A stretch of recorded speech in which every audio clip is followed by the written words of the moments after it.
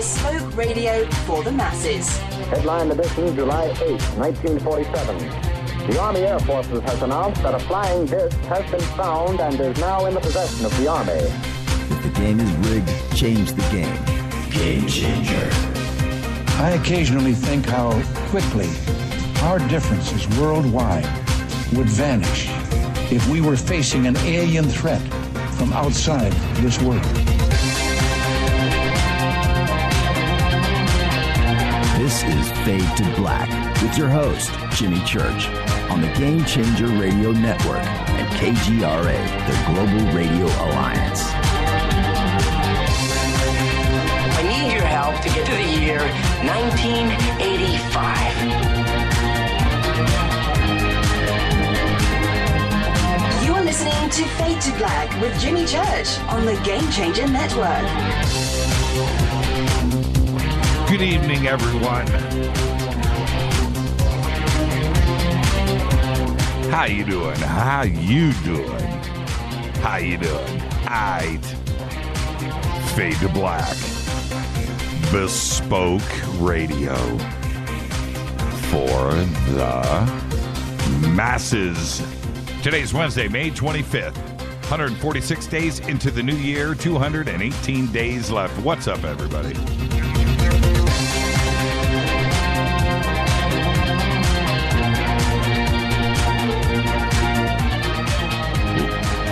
I'm loving the dancing tweets.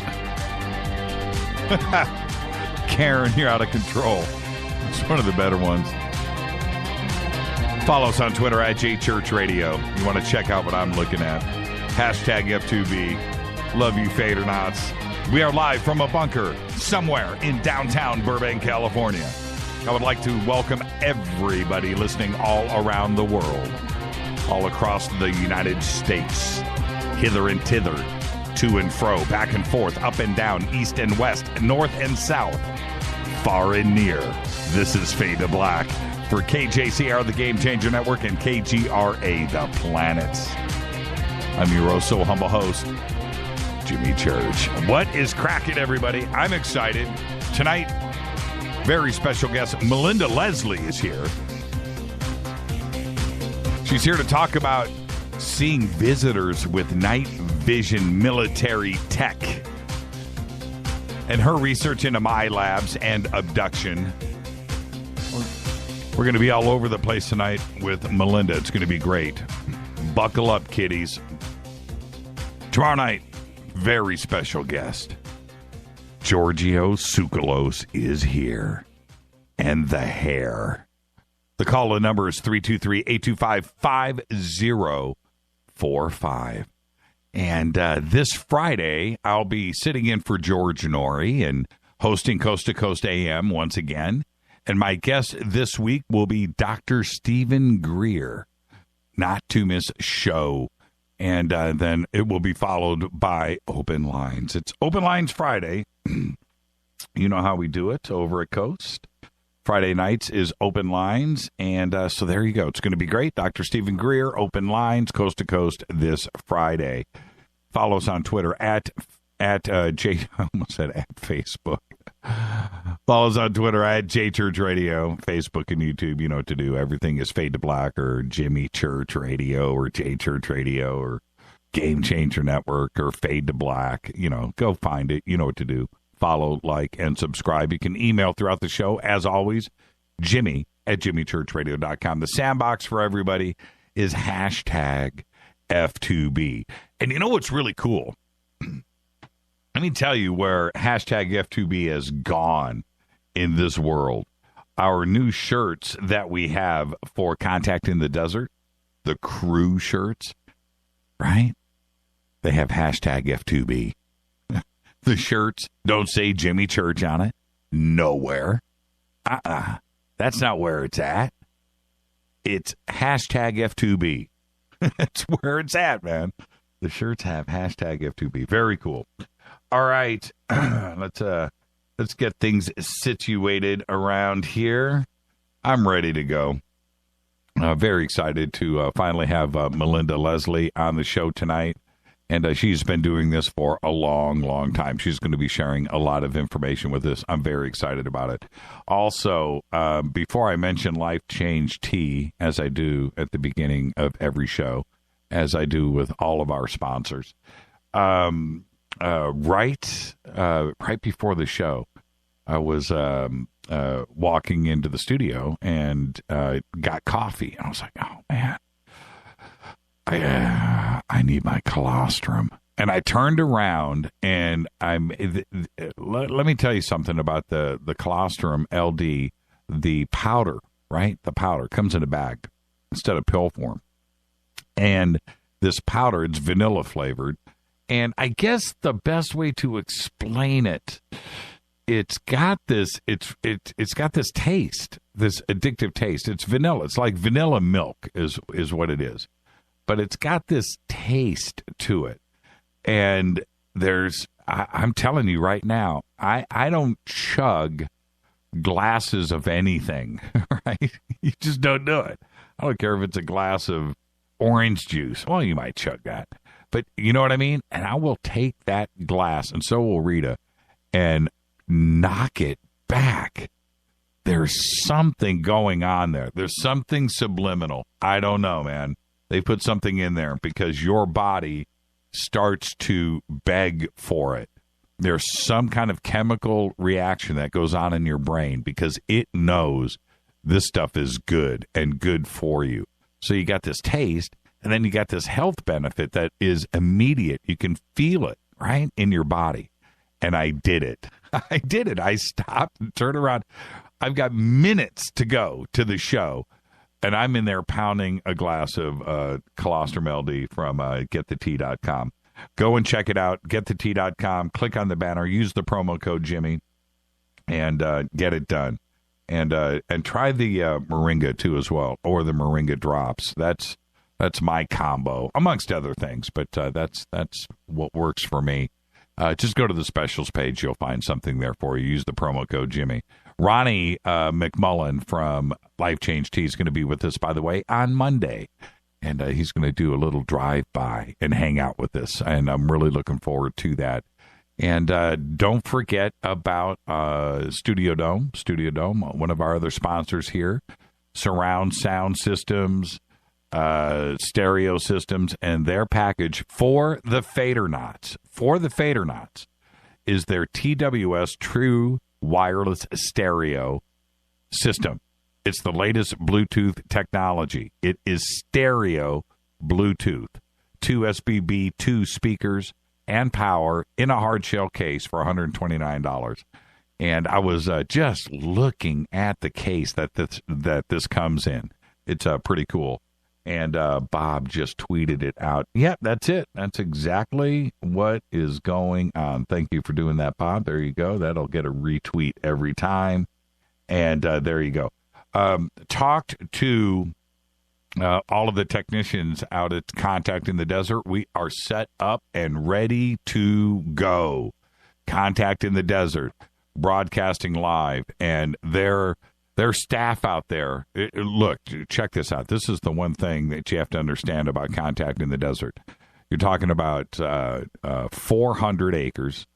The complex itself sits, I don't know how many acres it's spread out, but they have the different buildings there. They have an outdoor amphitheater that holds 3,000 people. They have, each facility has got the high-tech audio-visual setup, big screens, large screens outside of each facility because they, if they pack out, outside they have big screen TVs and sitting areas so you can see the presentations that are going on in the inside. Also, you can stop and as you're walking around, you can stop just about anywhere and see what's going on inside and look at the big screen TVs. But where I'm going with this is the technology that is there is extraordinary. I mean, they've really got it dialed. And so anyway, their technicians called yesterday and went over our wish list and everything that we need to get things going. And I'm just so excited about Contact in the Desert. And that's it. It's 7 days away. 7 days. Wow, unbelievable. Tomorrow night, we're going to have Giorgio Tsoukalos right here talking about it. Melinda Leslie, who is here tonight with us, is going to be at Contact in the Desert. We'll be talking to her about that, of course. And it's kind of strange how things have worked out, because we had Lori McDonald on Monday. She's going to be at the Awareness Life Expo, too, as well. And we were just with Lori up in San Francisco. Got to get you on the show. And it just turns out that she is one of the announcers at Contact in the Desert, which I knew, but I didn't know. I didn't know. I knew that, but I didn't know that. And so that's great. We'll be seeing everybody up there in 1 week. Go to contactinthedesert.com. I'm sure there are still tickets available. Okay, hotels and everything else that you need are all on their website. Roswell Festival, June 30th through July 3rd, Roswell, New Mexico. Again, links for that are up. And then the Awareness Life Expo at the Crowne Plaza Hotel up in Sacramento. And that is August 13th and the 14th. With that, let's get this show cracking. Today, Klaus Meine. Klaus Meine is 68 years old and still has the golden pipes of doom. I don't know if you've seen, there is a video that you can see of the Scorpions doing the full set of their hits acoustically in Athens, Greece. It's right outside of Athens. And it's an amazing outdoors. And it is an amazing concert. You should check it out. Klaus Meine. Rudolph Schenker in this video. It's been a while since I've seen it, but Rudolph, because it's acoustic, Rudolph breaks out some of the most amazing acoustic guitars, insane acoustic guitars you've ever seen in your life. Great video. You should check it out. All right. Let's see. Mike Myers today is 53. Ian McKellen is 77. Cillian Murphy is 40. He's that strange dude, by the way, and I think he's a great actor. Creepy dude. He was the creepy dude in Red Eye. Remember that movie? Creepy, creeped out dude. And he was also in Inception, and he was awesomely creepy in that. And Transcendence, equally as creepy. Creepy dude, Cillian Murphy, today is 40. Paul Weller of The Jam today is 58. And Jamie Kennedy, who is in the Where Are They Now file, is 46. I like Jamie Kennedy. Funny dude. But and he's always working. I know he's doing stuff out there. I know that he is. But he just seems to, right after Malibu's Most Wanted, things just went south. A little bit, Jamie, man. Sorry for saying it, but you know what I'm talking about. On this day in history, 1977, the world changed, because on this day in 1977, Star Wars opens. I remember I was in Indianapolis, and I was walking by, and this is what was weird about it. Walking by the TV in the living room, and the Star Wars commercial came on. And I stopped. Didn't know what Star Wars was, didn't know. And it pops up. I was like, wow, with that explosion, right? I was like, that looks like a pretty cool movie. And I ended up, and I don't think I ever saw it again. I was telling my friends about the commercial. I was watching for that commercial constantly to see it again. You know, no internet, nothing. And then the world changed. I didn't see Star Wars until Panama. Yeah, we moved like right after that. I mean, like a week after that. And I ended up seeing Star Wars down in Panama like 20 times. Fate or fact? Yeah, I didn't see Star Wars in the United States. Kind of weird. Fate or fact? And now I'm talking directly. Thank you, Bob, for posting that picture of the Scorpions. Yes, and that's one of... Check out Rudolph Schenker's Flying V acoustic guitar. This is it. This is the concert. Thank you for posting that. Man, you just brought back memories. That gets a retweet, Bob. Nice job. You are quick. Now, take a really good look here. Follow me on Twitter right now, at JChurchRadio, hashtag F2B. Get TweetDeck going so you can see the image that I'm talking about. And there it is, an acoustic flying V. And when you see it in the concert itself, this thing is exotic wood. It's a beautiful guitar. Rudolph Schenker. All right.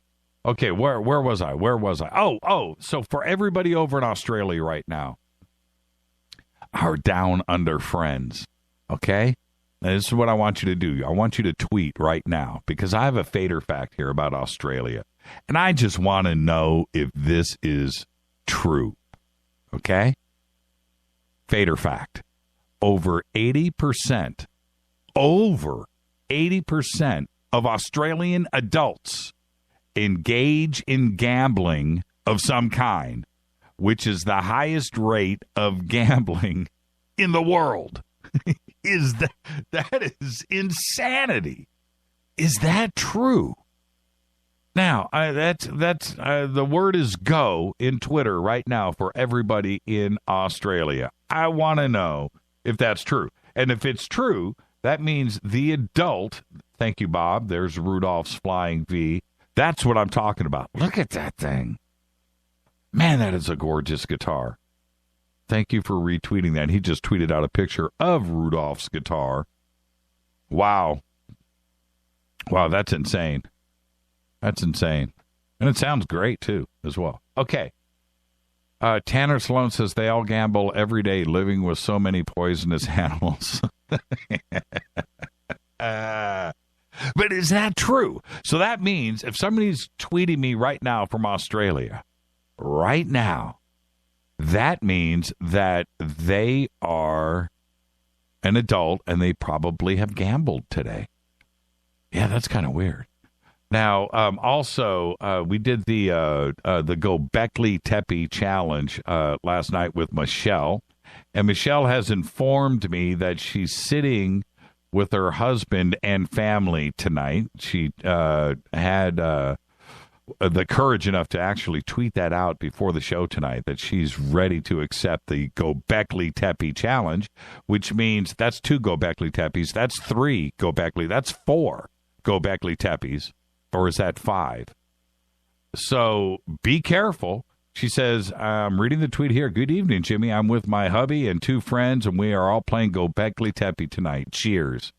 There's 6.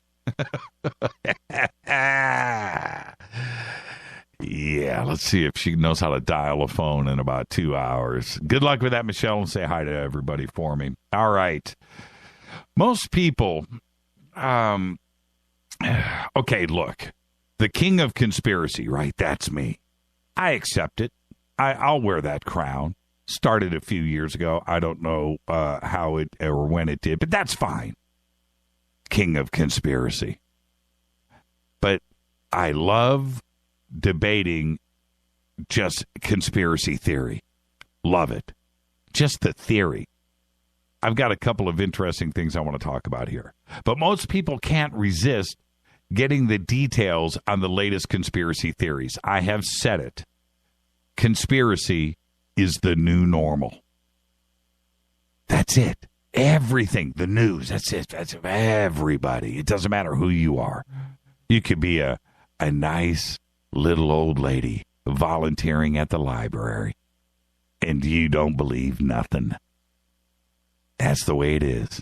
Because that old lady, no matter how far-fetched that conspiracy is, she's into it, and she knows there's something going on. And at the same time, many people quickly denounce any conspiracy theory as untrue. And that number, the denouncing skeptic number, is shrinking every single day. It's getting lonely out there.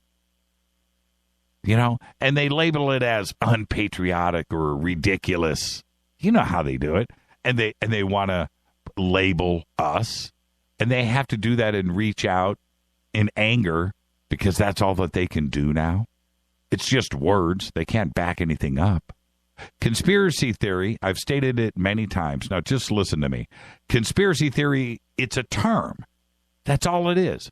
And that originally was like some, what's the word I want to use? Some description some neutral thing for any claim of civil, criminal, political conspiracy, crime, right?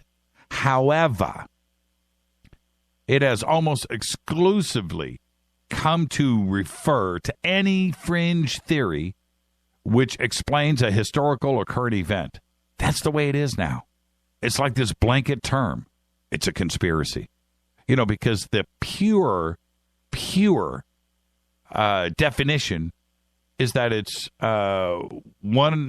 two or more people that conspire, right, to join up and to commit a crime, have a secret agreement to do something unlawful against the law, a wrongful act of some thing, to accomplish something, usually to make some money, but other things, right?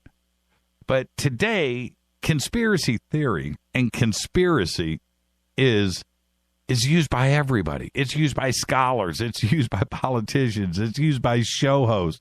It's used by the common man and woman walking down the street, all throughout popular culture to identify anything secret, military, banking, political. It doesn't matter. Stealing of power, money, stealing your freedom. The freedom of the people, right? To many, and to me, conspiracy theories are just human nature. And that's what I mean about the old lady that's volunteering at the library. It's just human nature. Because not everybody in this world is honest, hardworking, like me and you. Not everybody is forthcoming about their thoughts and their intentions, like me and you. It's actually you and I. Right? So how did the term conspiracy theory get grouped in with science fiction and fantasy and folklore? But maybe that's the conspiracy. or am I the conspiracy? Right? Skeptics, and I brought up Shermer last week, and I'm not attacking Shermer. I'm attacking Shermer is now generic for skeptic, right? Michael Shermer. And skeptics will then go and pull out the mainstream explanation of the perpetrator, whatever it is, in the conspiracy, and use that as evidence of no conspiracy, right? Like, and I'll pull something out of the air, JFK, right? Well, there was, what about the magic bullet? What about the shots from the grassy knoll? What about the people involved with Oswald? What about Dulles? What about Bush? What about the mafia? What about Cuba? What about Russia? He was going to reveal UFOs. All of these alternative theories, right? Shermer will go, oh, you know what, the Warren Commission says this, right? The very people that are involved in the conspiracy, and using that as their evidence, right? And you can't do that.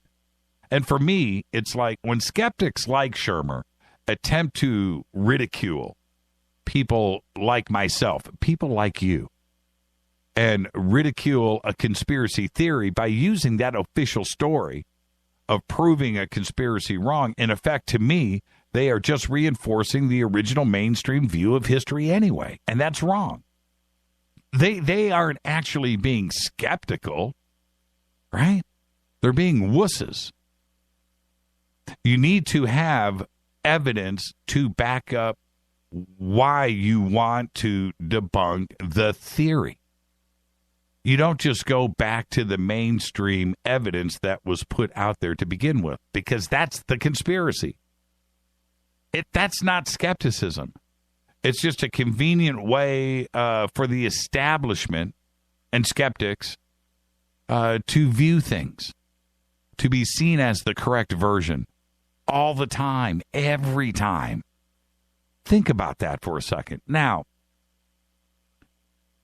there is, when we're talking about conspiracies, there are, the list is so long, Gulf of Tonkin and 9/11 and JFK, and those are the obvious ones. Of course, we have Apollo and things. But In 1990, check this out. You want evidence of a conspiracy that it goes on right in front of us with a global impact? In 1990, we had the testimony of Naira, right? Naira, a 15-year-old girl. She testified before the United States Congress that she had seen Iraqi soldiers pulling Kuwaiti babies from their incubators, causing them to die. The testimony helped gain all of that support for the 1991, or a lot of it, of the 1991 Gulf War, despite protests that her story itself was a lie. Yeah, and that was a conspiracy. And they poo-pooed, oh, you guys are nuts. Tinfoil hat, nut jobs. You know, that's what they like to do, is call us names. It was later discovered that all of the testimony was false. The public relations firm of Hill and Knowlton, which was in the employ of the Citizens for Free Kuwait, had arranged the testimony. It turned out that she had taken acting lessons on the request of the CIA and was actually the niece of a major politician in Kuwait. I'm not making this up. She later disclosed her name was Naira al-Saba, the daughter of Saudi bin Nasir al-Saba, the Kuwaiti ambassador to the United States. That's right. I'm not making this up. This is fact. The Congressional Human Rights Caucus, of which Congressman Tom Lantos was co-chairman, had been responsible for hosting her and thereby popularizing her allegations. When the girl's account was later challenged by independent human rights monitors, Lantos replied, and I'm quoting here, "The notion that any of the witnesses brought to the caucus through the Kuwaiti embassy would not be credible did not cross my mind.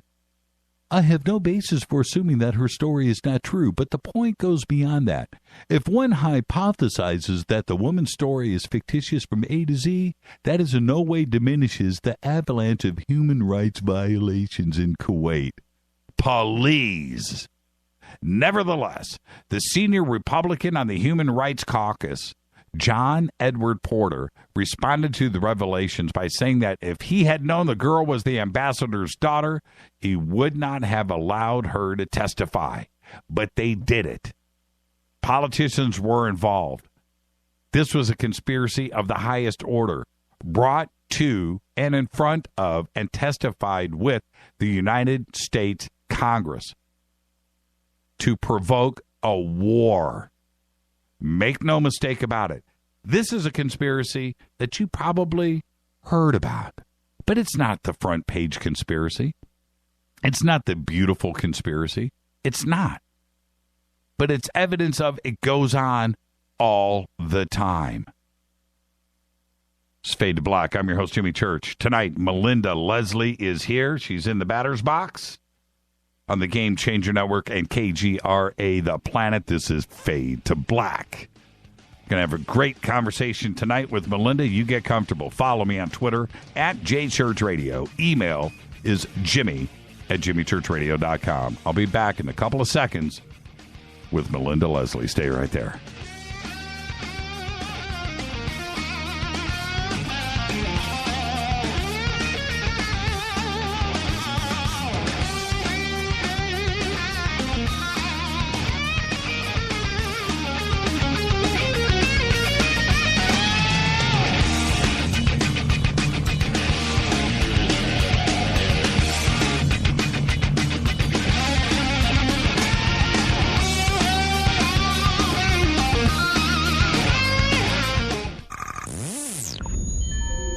You're listening to Jimmy Church, Fade to Black.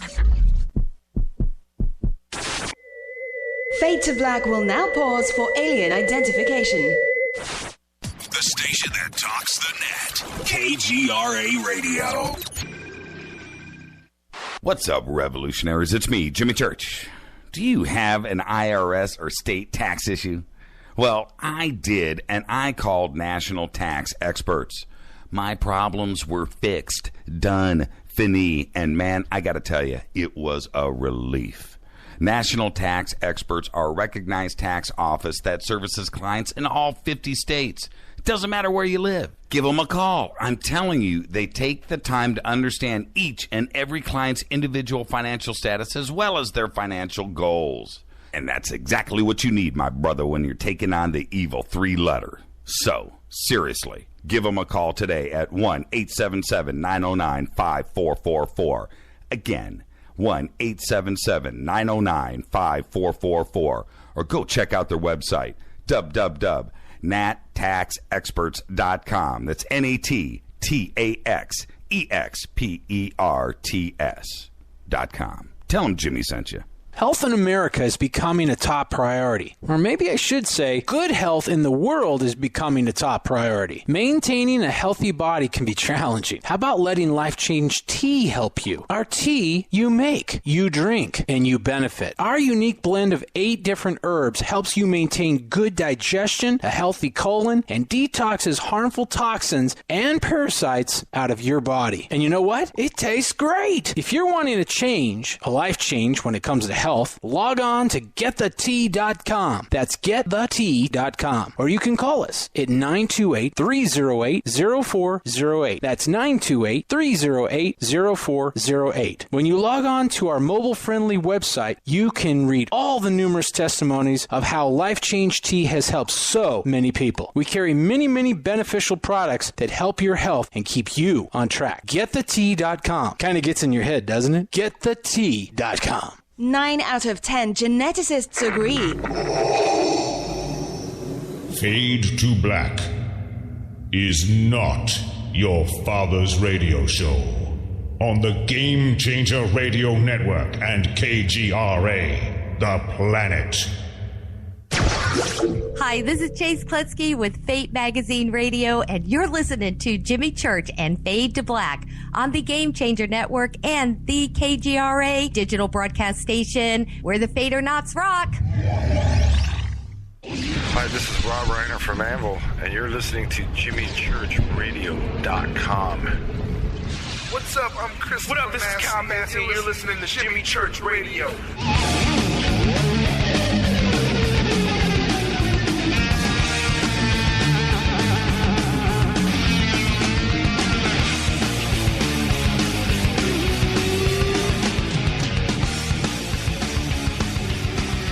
All right, welcome back. Fade to Black. I'm your oh so humble host, Jimmy Church. Tonight, very special guest joining us for the first time. Melinda Leslie is here. We're going to talk about seeing visitors with military technology. That's what I'm talking about. And we're also going to jump into her research into MyLabs and abduction. Something's going on out there. Tomorrow night, we have very special guests back with us, our good friend, Giorgio Tsoukalos. It's going to be a great conversation with Giorgio tomorrow night. And then on Friday night, 3 nights in a row, Friday night, I'll be sitting in for George Norrie over on Coast to Coast AM. Come join me. My guest on Friday will be Dr. Stephen Greer. But tonight, it's Melinda. She's been a researcher and investigator in the field of ufology for over 27 years. For 5 years, she has been the owner of UFO sighting tours in Sedona, Arizona, where she has conducted nearly 600 tours with the use of military night vision goggles. Melinda is a UFO abductee herself, and she has been she has gone public with her own extraterrestrial and covert ops human abduction experiences, and has researched a military and intelligence agency involvement in UFO abduction cases. She has lectured for numerous organizations, including MUFON and the International UFO Congress, and of course is a frequent guest on numerous radio shows, including Coast to Coast AM. Tonight, we're going to be talking about her latest research on how covert human agency programs are reverse engineering extraterrestrial abductees for information to be used in both extraterrestrial technology and covert ops personal development programs. And she's also going to tell us about her night vision events at this year's Contact in the Desert. And I would like to warmly welcome to Fade to Black, Melinda Leslie. Melinda, good evening. Hey, Jimmy. Thanks for having me on. No, thank you. But you know what you get? You get the first-time guest disclaimer, Melinda. Oh, okay. It's an honor and a privilege to get that. Now, next time you're on, you won't get the disclaimer, but you get it tonight. And that is, this is just you and I sitting on my couch having a conversation as friends. Where the conversation goes, it goes, but in the end, we're still going to be friends. Are you ready? I'm ready. Let's do this. You've been at this for a long time, and I kind of, before we go backwards, I want to stay right here in the present tense and just say this. Something is going on out there, isn't there? Absolutely. Lots of things are going on out there. And what do you think? It's a broad subject, but what do you think ultimately is going on? Do you think that it is a government cover up completely? Is it something that the government is not in control of? Possibly. Is there an agreement that is going on? You know, it can be so many different things, or is it all of the above? Well, I think the oversimplified answer is it's all the above.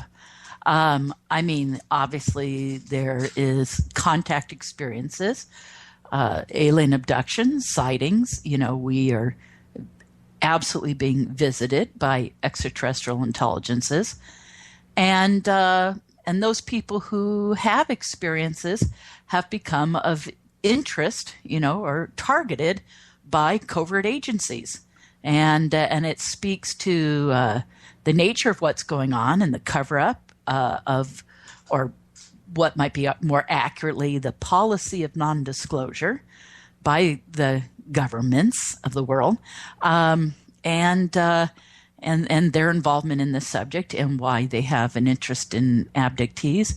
You know, and I think it speaks to the bigger picture of not only the UFO presence and extraterrestrial presence and what is going on, but how the covert world works, both in the nature of, for instance, cover up, in technology development, in mind control development, in suppression of technology, and, you know, et cetera, et cetera. It touches on all these subjects. My research started off a certain way and has become so broad to encompass, literally, like you just said, all the above.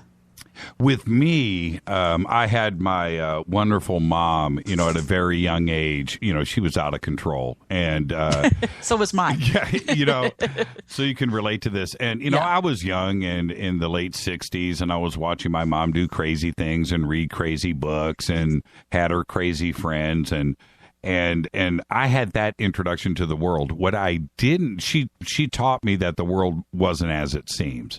And those were her words. And, you know, I didn't have ET experiences when I was young. I wanted them, you know, but nothing ever happened. But for me, the epiphany was through my research over the years that has gone on for, you know, 45 years now. For me as an adult, strange things started to happen. I was seeing strange things in the sky that I couldn't explain. And that's when I just had to stop myself and go, you know what? This is real. This is not my imagination. This isn't the world's imagination. Something is truly going on. And that was my epiphany. I witnessed things and photographed things. For you, what was that epiphany? Was it when you were very young? Well, no, actually. I mean, I can say this. When I was young, I was a weird kid. I was always into weird stuff, had an early understanding of, I guess, metaphysical and spiritual principle stuff, but not really an interest in all things UFO related.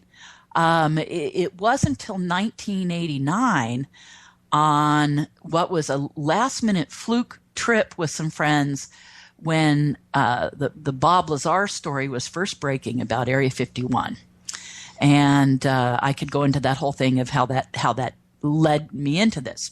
But just to give a brief response to your question right now, is it did lead me into it. I went out to Area 51, had some amazing sightings, and that was really the beginning of a long journey for me into learning about the subject, learning about my own experiences, my self-discovery process, And my self-discovery process then led to not only my learning of being an abductee, but then at some point having a covert human involvement, and then it growing, from there into researching that and being encouraged in ufology by researchers and investigators, very well-known people in the field, to be public with my experiences.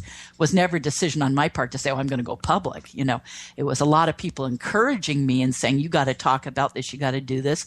And even now, to this day, it's like I take each request one at a time, to how much I'm going to do. And as you well know, in the last couple of days, I even had a big jump in feet first experience with becoming even more involved in the subject matter in a very public sense. And anyway, so it's just well, let me jump in. Let's go back for a second, because that's interesting about 1989 and what was going on, because that was truly an explosion of information and also awareness of the subject. And when you have a top secret base that wasn't supposed to be there, but we know that it is, it was an extraordinary time for ufology. What were you doing? What were you doing just prior to that? I mean, that's a weird segue of life. I was involved in metaphysical things, right?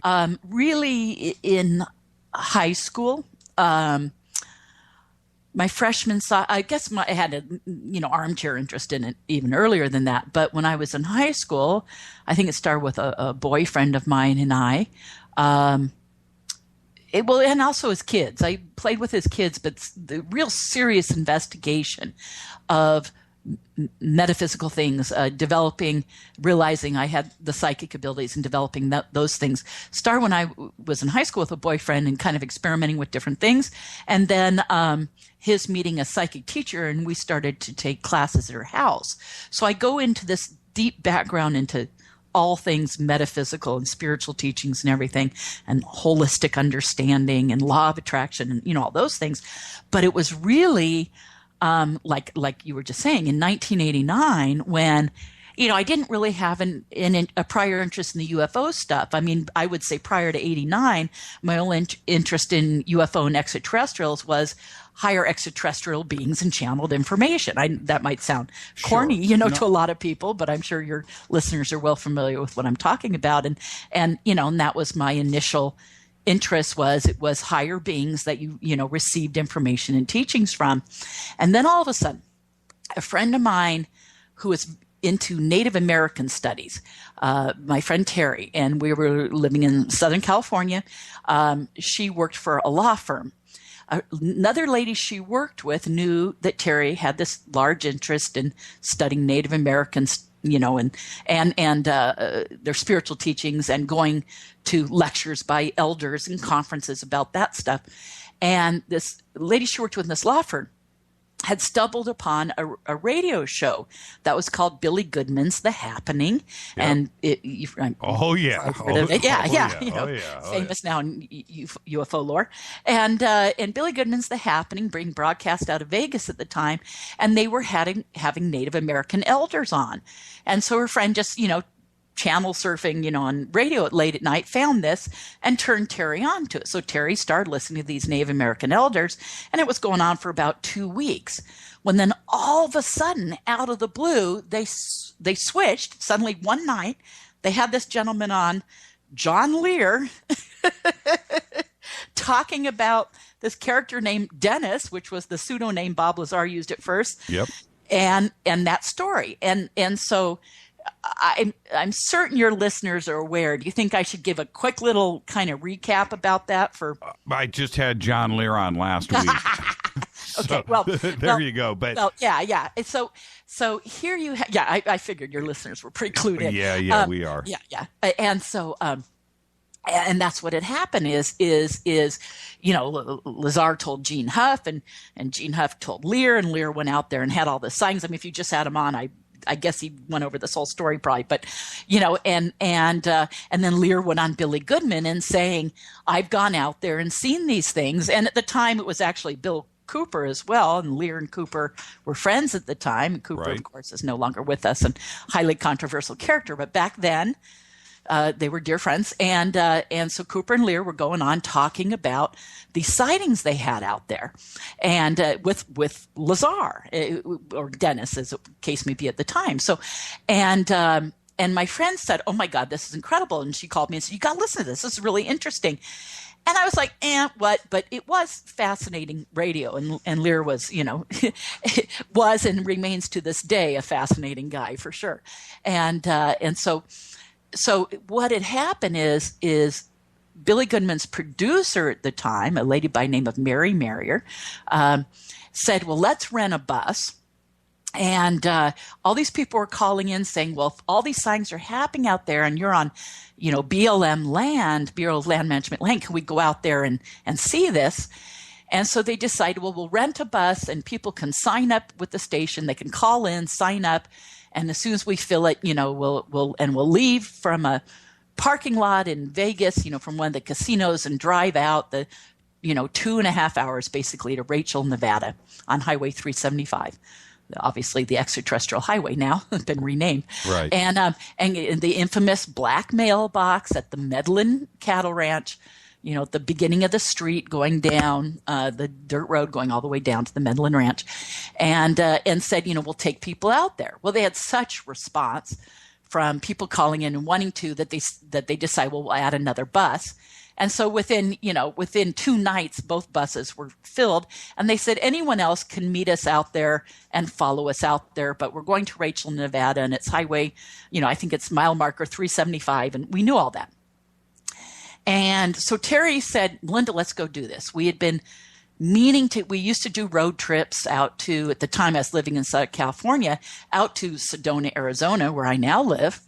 Out to Sedona and to Yosemite and various things. And she said, and a lot of like metaphysical road trips. And she said, let's go do this. Heck yeah. Sign me up. And it was this total last minute fluke. She told me about it literally. I mean, they said, we're going to do the bus. And that was like a Tuesday night. And next thing I know, Friday, we're leaving from Lake Forest, Laguna Niguel, Southern California, to drive 5 hours to Vegas and another 2.5 hours from Vegas to Rachel, Nevada. And I mean, she told me about on Tuesday and Friday we're driving out there. Right on. It was like a total fluke. And it was a crazy thing because we were both working regular jobs. She worked in a law firm. I was an office manager. And we were like, okay, we have to get the time off, but we did last minute. So we said, okay, well, we'll drive out Friday and drive back Sunday night and, go out there for a couple nights. And I went out there kind of tongue in cheek, not really expecting sightings, but hoping to, well, oh my God, went out there, had amazing sightings. Was Billy there? Was Lazar there?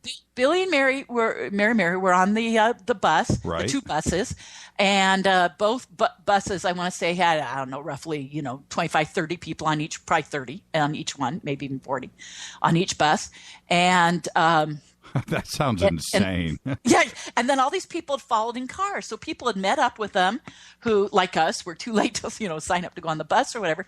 They had met up with them in Vegas and followed them out there as this big caravan, and more cars came out there. So I want to say, besides the 2 buses, there were probably 40 or 50 cars. Wow. Yeah, there were. I mean, at one point, I did a head count of 80 some odd people at one time. And I think even more trickled in, but let's just say 100 people, and also coming out with them on the buses. Actually, no, I take that back. In a separate car was veteran UFO researcher Bill Hamilton. And so I met Bill Hamilton out there. How cool is that? Yeah, it was very cool, and we became really, really good friends then, and subsequently because of that. And I met 2 other young guys out there at the time. They were my age at the time, but we were in our late 20s at the time. Anyway, and I met these guys and became great friends with them. And to this day, they're like 2 of my absolute best friends, Steve and Mike. And so, we had amazing sightings. I mean, there's this cloud coverage and stuff dropped out of the clouds, did like the classic UFO falling leaf pattern, side to side down. They shot up from behind the hills.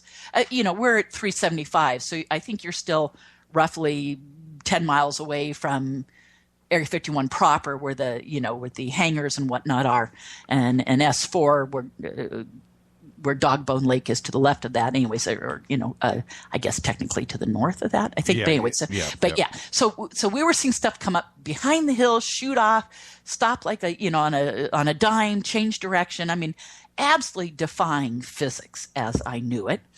And then there were black helicopters up in the air circling. There were the infamous Wackenhut security in their white Broncos cruising around us. The sheriff would come check on us and drive on. So I'm like, wait a second, this is like common knowledge out here. There's these military helicopters. There were Jeeps. There were military Jeeps in the distance on the hill. So there were Jeeps. There were the helicopters. There were the white Broncos with the Wackenhut security, and just going, wait a second. And these things, it's like everyone's acting like this is just really common, that this goes on there. Right. And so it told me, okay, first off, they absolutely existed. And I had like a couple of paradigms change overnight. One is they absolutely exist, UFOs being absolutely real. They defied physics as I understood it, because the way they were flying, nothing can do that. I mean, stop on a dime, change direction. I mean, everything was just incredible. And then third was not only that there was the government knew about it, but that they were actively participating, because, just seeing the helicopters and everything go on at the same time. And it was just like, my brain just exploded, And so we were so excited that we went back 2 weeks later, going from Southern California to Vegas, the whole 7.5-hour trip again, 2 weeks later, arranging time off from work. And then a month after that, so in a 2-month period, we had taken 3 trips out there, each time sitting out multiple nights viewing, having amazing sightings every time. And something about having all those sightings and those huge paradigm changing, paradigm belief system shift that I went through was like inserting a key and turning it and unlocking something in my head. I started to have memories come forward of childhood, teenage, and young adult abduction experiences, and thought I was losing my mind. It was initially coming up in dreams and other things. I'll give you 2 quick examples. Were these conscious memories that were coming back? Yes. Yeah. Wow. I'll tell you this. Here's a good example.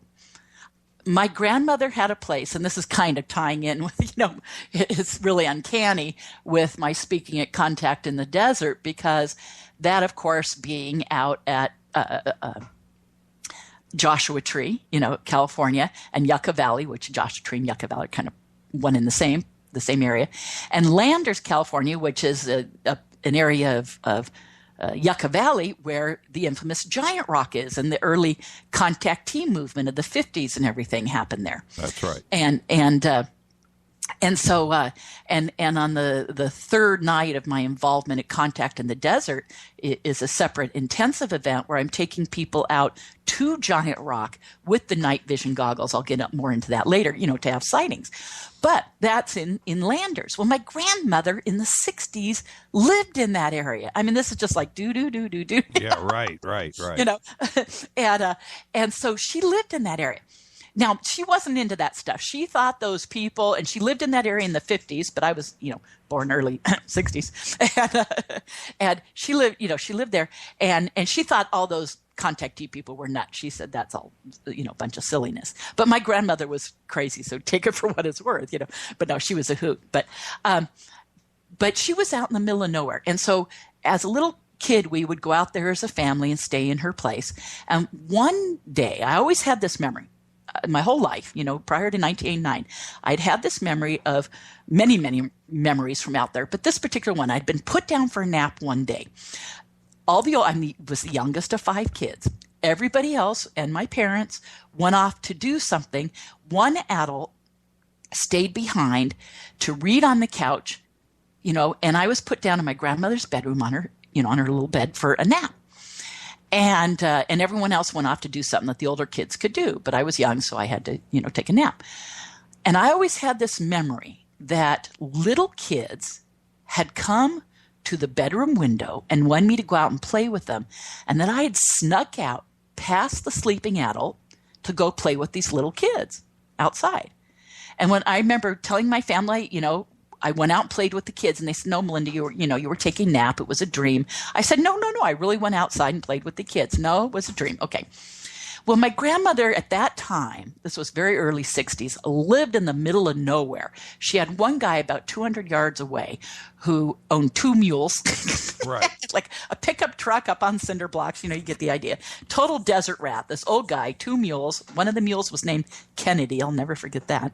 The other one might have been Johnson for all I know, but definitely one was Kennedy. Right. And so, here was this guy a distance away, and the next neighbor at that time to her was like a mile away. She was literally in the middle of nowhere. So my family said, "Melinda, there's no kids in the area. Grandma lives in the middle of nowhere. There's no kids anywhere. No kids could have come to your bedroom window." Well, suddenly after having all these sightings out at Area 51, I was having dreams at night, remembering that childhood experience, but it wasn't little kids at the bedroom window. It was gray aliens. Yeah, exactly. And for anybody that's been to Landers, I think you're being kind on your description.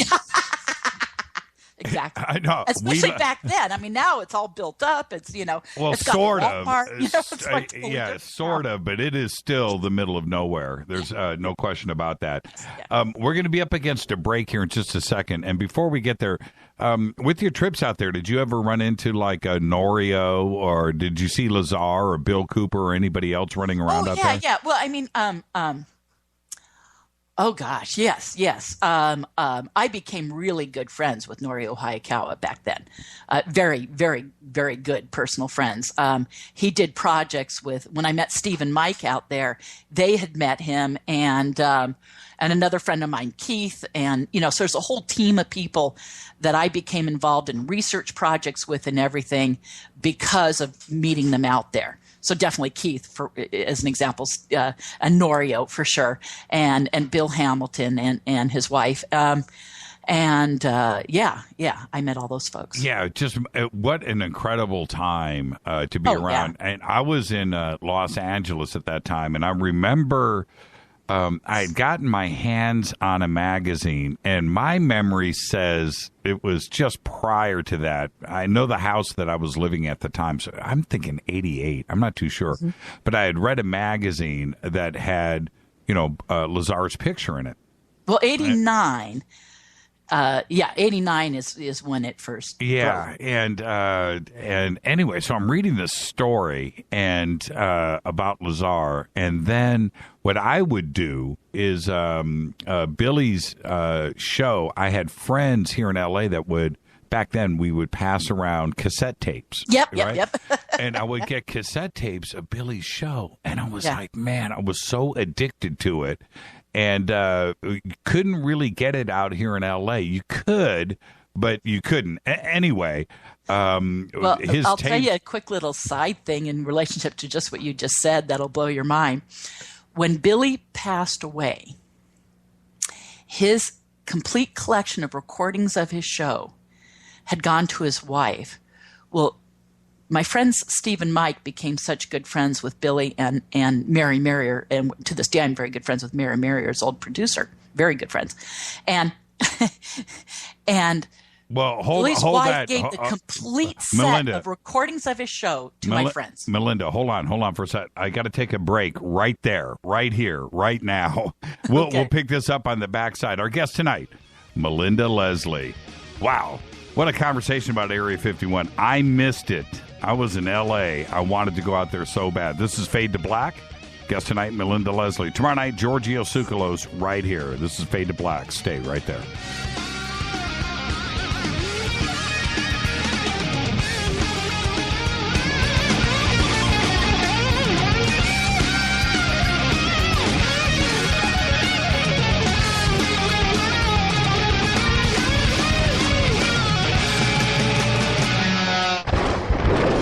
This is Fade to Black with Jimmy Church on the Game Changer Radio Network and KGRA, the Global Radio Alliance. The station that talks the net. KGRA Radio. Hello, I'm Katie, and you're listening to my main man, Jimmy Church, on jimmychurchradio.com. Hi, this is Ray Hobbs here, repping the planet, and you're listening to my good friend, Jimmy Church, Fade to Black, on the Game Changer Network and the KGRA digital broadcast station. What would your life be like if you woke up each morning with new vitality, feeling better than you have in years, and you noticed a difference in your sleeping patterns, blood sugar levels, and had a sense of well-being overall? There's something that is changing thousands of people's lives, and you could be one of them. It's called Heart and Body Extract. Sharon Harris, co-creator of Heart and Body Extract, talks about the positive effects of this product. What happens with the formula Heart and Body Extract is it's giving the body the necessary vitamins, minerals, amino acids, enzymes, and phytonutrients so the body will heal itself. And yes, the body does have the ability to balance blood pressure, balance cholesterol, clean and unclog the arteries. It can also work on balancing the circulation for diabetics. So the body is an amazing thing. It simply needs some help so it has the tools to heal itself. To order your 2-month supply, call now toll-free 866-295-5305. Order online at hbextract.com. Imagine no longer being tied down to your computer, but having the freedom to take live talk radio with you anywhere you go. TalkStream Live introduces our first ever iPhone application. The talk shows you follow now follow you, and your iPhone is now the fastest and easiest way to stay connected to the best talk radio on the internet. Let TalkStream Live transform the way you listen to radio. Listen to live talk shows 24 hours a day, 7 days a week. Mobile talk radio from TalkStream Live. Now available in the iTunes App Store. This is Toby Kebbell. You're listening to jimmychurchradio.com. Don't hurt me, Jimmy. I'm only little. Hey, I'm Adrian Grenier. And this is Ari Gold. We're the Honey Brothers.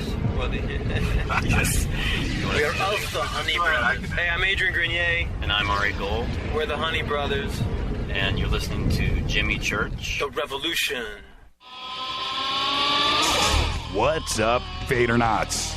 Studio Dome loves Fade to Black and the F2B audience so much that they have put together the ultimate stereo Bluetooth system. They've done it just for you. Man, check this out. The Studio Dome SBB2 stereo system is here. It's featuring 2 Studio Boombox 2 SBB2 wireless Bluetooth speakers, packed in its own custom hardshell case. This Studio Dome system features the very latest in stereo Bluetooth technology. The 2 full-range boomboxes are in true wireless stereo. You've got to hear this. It's amazing. It's just $129, and use the promo code JCRTWS, and you'll also get free shipping. It's simple. Just go to jimmychurchradio.com, click on the Studio Dome banner. Go Beckley Tepe. This is Micah Hanks of the Gralien Report, and you're listening to Jimmy Church on Fade to Black, across the globe on the Game Changer Radio Network and the one and only KGRA Radio, The Planet.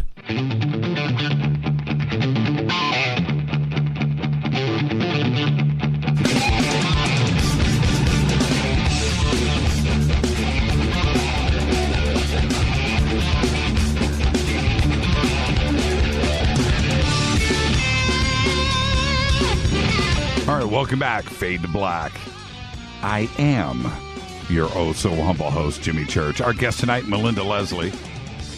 Tomorrow night, Giorgio Tsoukalos is going to be here, and we're going to be discussing Göbekli Tepe, maybe a little Puma Punku, and then we're going to go back to Göbekli Tepe, and then what's funny is right after that, a little more Göbekli Tepe, but tonight, it's Melinda Leslie. And, oh, Melinda, I just want to let you know that our audience plays a drinking game. Every time I say Göbekli Tepe, everybody has to take a drink. Melinda, are you there? Oh, no. Did we lose Melinda? Melinda Leslie. Earth to Melinda. Fade to black. Excuse me. It helps when you unmute your mic. My mic is unmuted. No, me. Oh. There you go. I apologize, everyone. I had my mic muted. See, you were being polite. That's very good. Yes, trying to. Yes. Okay. So, yeah, we play a drinking game here. So every time I say Göbekli Tepe, you know, the area out in Turkey, the megalithic structure. But every time I say Göbekli Tepe, somebody has to take a drink in the audience. And now I've how about if I say it? Yeah, say it right now. Because I am so thrilled that I am on right before my dear friend Giorgio, and I love the subject of Göbekli Tepe. Did I say it right? Göbekli Tepe. Even if I mispronounce it, they have to take a drink. Yeah, right. That's exactly right. And there you go. I'm watching Twitter. Okay. And so Puma Punko just blows my mind, Yeah, man. I think that's Puma some of the Punko. best evidence for that stuff. Yeah, I'll be listening tomorrow. I'm thrilled that and I know you've had a couple of really strong women in the couple nights right before me. Two people who I highly respect. Lori McDonald. Yes. Her research, and also Lisa Garr. Who I used to listen to when she had her Aware show on KPFK years ago. I was an office manager, and on my noon lunch hour, I'd always listen to her show, and it was remarkable. And so she's been out there doing this a long time. Well, we were just talking about Billy Goodman, and Yes. there was another cat here. Since you're from L.A., do you remember Bill Jenkins? Yes. His show, which was called, I think it was called Open Minds. Yes. On Saturday nights here in L.A. on KABC. Oh, yeah. And I got to tell you, and I'm not taking anything away from Art or George or, or Clyde Lewis, anybody else out there that's doing their thing today. And certainly, Art opened the door for a lot of people in this industry. But I'm not taking away anything from anybody. But I got to tell you, I wanted to be Bill Jenkins growing up. Oh, yeah. Bill Jenkins used to blow my mind. Of course, great show. Yeah, Long John Nebel too. But Yep. But at that time here in L.A., where Goodman was doing his thing out of Las Vegas, and Bill Jenkins was doing his thing on Saturday nights here in L.A., totally groundbreaking stuff. I mean, Bill Jenkins had William Moore on his show, and just, I mean, it was just a great time of enlightenment. I just couldn't soak it up. Yeah, absolutely. No, I agree. I was a big fan, and I mean, he was one of the pioneers to really get into all the alternative subjects and the spiritual subjects and everything on a show. It was really wonderful. He was totally into it. And he was talking about, this was so many years before Art and Coast to Coast. He was talking about Sedona and Mars and it was just such a great show. Bill friggin' bleeping Jenkins, man. Yeah. No, amazing. You're absolutely right. It was tremendous. And when Billy Goodman came on, it was kind of a political right-wing kind of thing that would occasionally touch on these other subjects. And, I'm not sure how I'd have to ask my friend Terry how he got into the Native American stuff and having those guys in. I think it was more like a rights issues initially or something. And then all of a sudden this, literally fell out of the sky into his lap. Yes, and that's how. Yes, and that's how it went down. And the thing was, though, not only. Wait a minute, they were both Billies. I just realized that right now. That both Billies were talking about stuff that nobody else. I mean, it just was not covered out there at all. And it seemed to me, getting these cassette tapes and Bill Jenkins show, it was almost illegal to listen to. I'm like, man, they're talking about this stuff on the radio. I can't believe it. It was like my little guilty pleasure. It was just such a great time for radio. Now I want to go back to your childhood and what was going on out there in Landers. Yeah. Certainly with what you know now, right? That's a whole consideration. Going back to your friends, do you your playmates? Do you now remember what they looked like and what did they look like? And it jumps forward from there. I mean, yes, I had that. And then there was another experience when I was 12 years old, again, out in Yucca Valley, staying at the Yucca Inn, which is now, for any of you, going to Contact in the Desert who might be staying at the Travel Lodge, the back part of the Travel Lodge, which is kind of an old funky motel, was for sure, used to be the Yucca Inn. And it has that big pointy roof in the corner. And last year when I went out to Contact in the Desert, I went and I didn't I just walked around the outside, but I looked at what was the back side and the pool area side of the room where this had happened. But when I was like 12 years old, staying there, that was another thing that I had always had a memory of, that I felt sick to my stomach, and everyone, my whole family, and even cousins from out of town or something, were all going to go out, I think, to the Joshua Tree Park and go on a hike, and they took a picnic and all this stuff. Well, I wasn't feeling good. So I said, I don't feel well enough to go. It was actually also really hot outside. The last thing I wanted to do was go hiking around. So I was 12. I was old enough to be left in the hotel room. And I said, I'm going to lay down. And my parents said, well, we'll check. They didn't have cell phones or anything then, but they said, we'll call and check with the manager and have them check on you to make sure you're okay. And, and where we are if you need to get a hold of us, really. And so I went to lay down while they went off to go do this day of hiking and picnicking. And I couldn't really sleep. So I'd gone outside, and I always remembered that I couldn't sleep. I had gone outside for a walk, that I had come back like at 12, I had a pretty good sense of time. I would have thought it had been less than an hour or maybe an hour. And I couldn't sleep and went for a little walk, came back, and all of a sudden my family came back. And I said, what do you mean you guys decided not to go hiking and not do the picnic? What? Uh-oh. And they said, Melinda, we've been gone like all day, like 5 or 6 hours. We did the walking, we had our picnic, and, and they said, you must have really been out of it and really slept. And I'm like, no, I never slept. And they're like, Melinda, we've been gone all day. We've been at, Joshua Tree National Monument hiking all day. And I'm like, no, you guys came right back. And I couldn't understand how I just laid down, got outside, come back, and how they came right back. So obviously I had what's now, well known in abduction research, missing time. But at the time, I'm like, that didn't make any sense.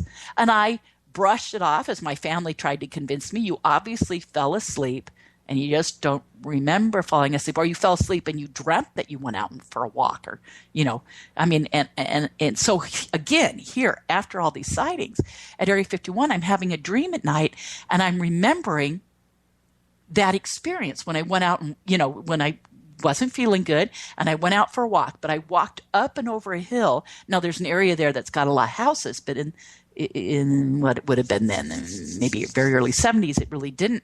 And I went up over kind of a ridge and down, and there was a landed craft with little gray beings, but they were either in the shadow and either looked darker gray or they were darker gray in color, down around the craft, and that I went on board and had an abduction.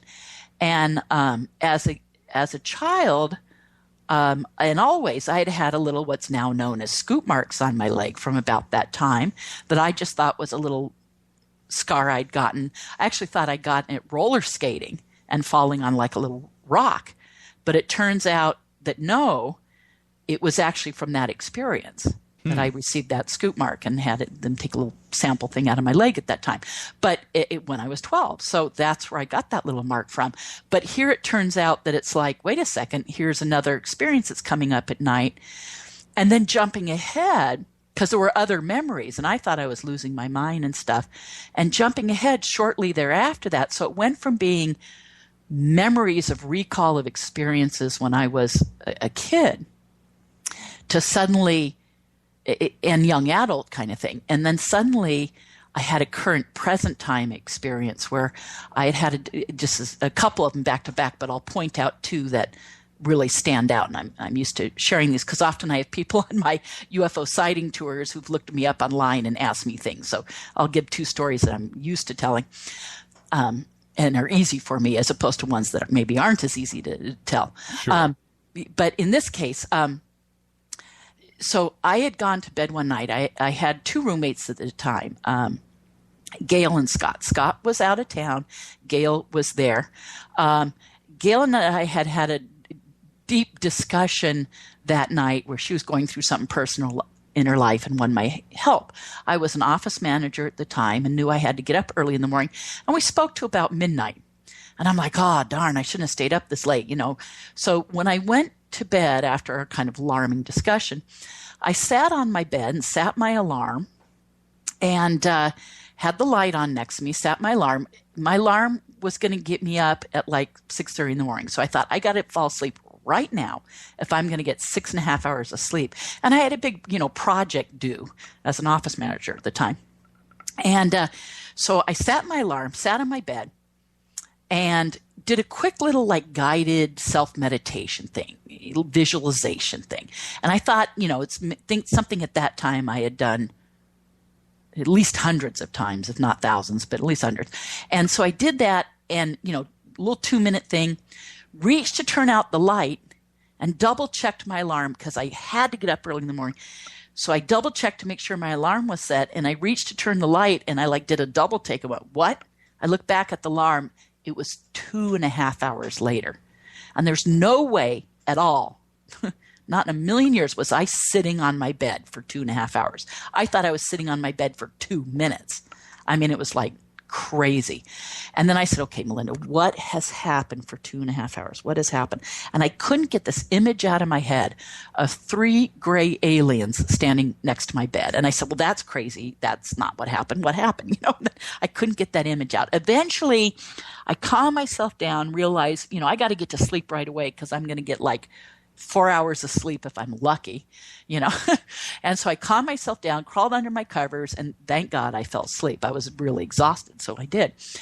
My alarm went off 4 hours later, like waking the dead. I go to work, deadline on the project, just faking it through the day. We've all been there, right? Right. Yeah. And I think I've had to do that at a few conferences, truth be told. But okay, so, got through the day. And come home that night, making myself dinner in the kitchen, and Gail kind of is acting funny. She finally comes up to me and says, what happened last night? I said, well, what do you mean? I said, I went to bed, and she said, she couldn't sleep after our talk, sat up in her bed reading, her bed reading. And couldn't sleep at all. And we had a 2-story townhouse, and she said, I kept hearing something downstairs. So she went downstairs to see what she heard, thinking maybe someone had broken in. There was no one there. The door was locked, the deadbolt, everything was okay. She comes back upstairs. She says it's like 3 a.m. And she said, my light is on in my room. And so she knocks on my door because she had to know if that was me she'd heard downstairs. So she knocks, no answer, knocks harder, no answer, pounds on the door, no answer. Now she's panicking. She's thinking, oh my God, someone broke in and, I'm lying dead in my bed, So she goes in my room and I'm not there. So she goes back down. So she witnessed I was gone during my missing time. And what time was this? She said about 3 a.m. Okay. And so she goes, or coming up on 3, and we'd gone to bed at midnight. So, okay, let's say 2:30, so it must have been right before, kind of thing. But anyway, so so she goes downstairs. I'm not there. She goes out, sees we had a carport. My car's in the carport.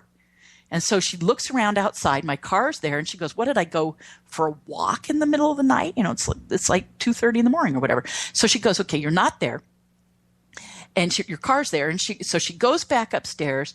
She closes the door to my room because she doesn't want, if I come home in the middle of the night, she doesn't want me to know she went in my room without my permission, Fair enough. So, yeah. Right. So she goes and sits in her bed and it reads and is hoping. I mean, she's like totally paranoid. Where did I go in the middle of the night? She knew I was concerned about getting up early in this big project deadline. And, so she's like, where the heck is she? She sits in her bed reading, but has the door open to the hallway, hoping that she'll hear like the front door downstairs opening and closing and, I'll come home. So she can go, where have you been? What's going on? And so all of a sudden there's a flash of light in the hallway, and she thinks maybe I came upstairs and hit the, light switch with my elbow or something. So she looks expecting to see me to say, she's first going to say, where have you been? And don't worry, I'm awake. And what's going on? And she gets ready to say that. But all of a sudden, standing in the doorway to her room, coming up just past the handle on her door, is a gray alien. And she later painted a picture of this thing. Big, bald head, big, black wraparound eyes. I mean, the picture scares me. I mean, the picture is more extreme than any of my memories. Yeah, but I'm tripping out myself. Yeah, Okay, so yeah. what And happened? she was, and she's fully conscious. She's sitting in her bed reading, and she sees this thing stand in her doorway, and she's like in shock. And she'd closed the door to my room. She said it then walked through my closed door as if it wasn't there. And just like she said, literally just walked as if there was no door there and straight in. So here, my roommate witnesses I'm gone during my missing time and saw an alien in the hallway. Wow. Walk through the door. Yeah. And so in the morning, what did you tell her when she well, said no, what well, happened? see that I went on to work and had this really, I hadn't talked to her. I went to work. I think I got up earlier than she did, went to work, came home, making dinner that night after coming home, after having a really stressful day on only 4 hours of sleep and feeling like, I guess I can say something real crap all day long, but feeling really bad. And she goes, so what happened to you? So then she tells me she went into my room. She tells me this whole thing. She goes into my room. I'm not there. She wonders where I am. She sees a flash of light in the hallway and then sees this being. And she had read at that time. At that time, I had not read Whitley's book, Communion, his first book, but she had. Right. As many people would have by then. It came out, I think, in 85, and this was late 89, early 90. And so she had, and she said, Melinda, are you having those kinds of experiences? And I knew what the book was. I hadn't read it, but of course I knew about it. And I said, I don't know, kind of a thing. And she goes, I think you might be. And I just couldn't handle it. It was like overload for me. Now, I eventually started working with a hypnotherapist over some of these memories and experiences, because that was just one of many that we're starting to have in what I call real time, present time, not just recalling past memories, but current. And then jumping ahead, just because I'm used to telling this experience too, the next one, there were others in between, but jumping ahead to that July of 1990, myself and Steve and Mike, the friends that I met out at 51, were driving on a road trip together to go out to an area in the Tehachapi area of Southern California, driving over Angeles Crest Highway as a shortcut to go from Pasadena, area out there, right, to Lancaster, Tehachapi area, and to investigate some stuff that William McDonald had been telling us. Bill McDonald, not Bill McDonald. I'm sorry. Bill Hamilton had been telling us. That Bill Hamilton had been telling us was going on out there. And so here Bill Hamilton said, well, there's all these, sightings and activity with Tehachapi. So, and we'd gone out to investigate it before, and we were going out again, and we had driven over this road. So we knew how long this road, how long the trip would take. We would stop at this Jack in the Box before heading out over Angeles Crest. And so we knew from the Jack in the Box how long it would take. And we'd driven it before. I know that exact Jack in the Box you're talking about. But anyway, this is a long drive for the audience through the mountains. And it takes from that Jack in the Box out to where we would go would be about an hour and a half. Yep. We'd driven it many times. We knew exactly how long. And so we're driving over Angeles Crest Highway. Well, anyways, long story short here. We had a significant period of missing time. We'd driven this ride many times. We knew how long. And suddenly something that should have taken us an hour and a half took like 4.5 hours. Oh, wow. Yeah, we had at least two. There's a little bit of argument between us, but we've agreed that it's at least 2 hours and maybe as much as 3 hours. So roughly 2.5 hours of missing time over that road. And then we also had all sorts of physical experiences that night, besides the missing time. And we had a lot of electronic equipment in the car. We were going out there to do an investigation, and the guys were into all their, toys at the time. So we had a police scanner in the car. We had walkie-talkies. We had the car radio. We had a high-powered 50 candle-watt power light.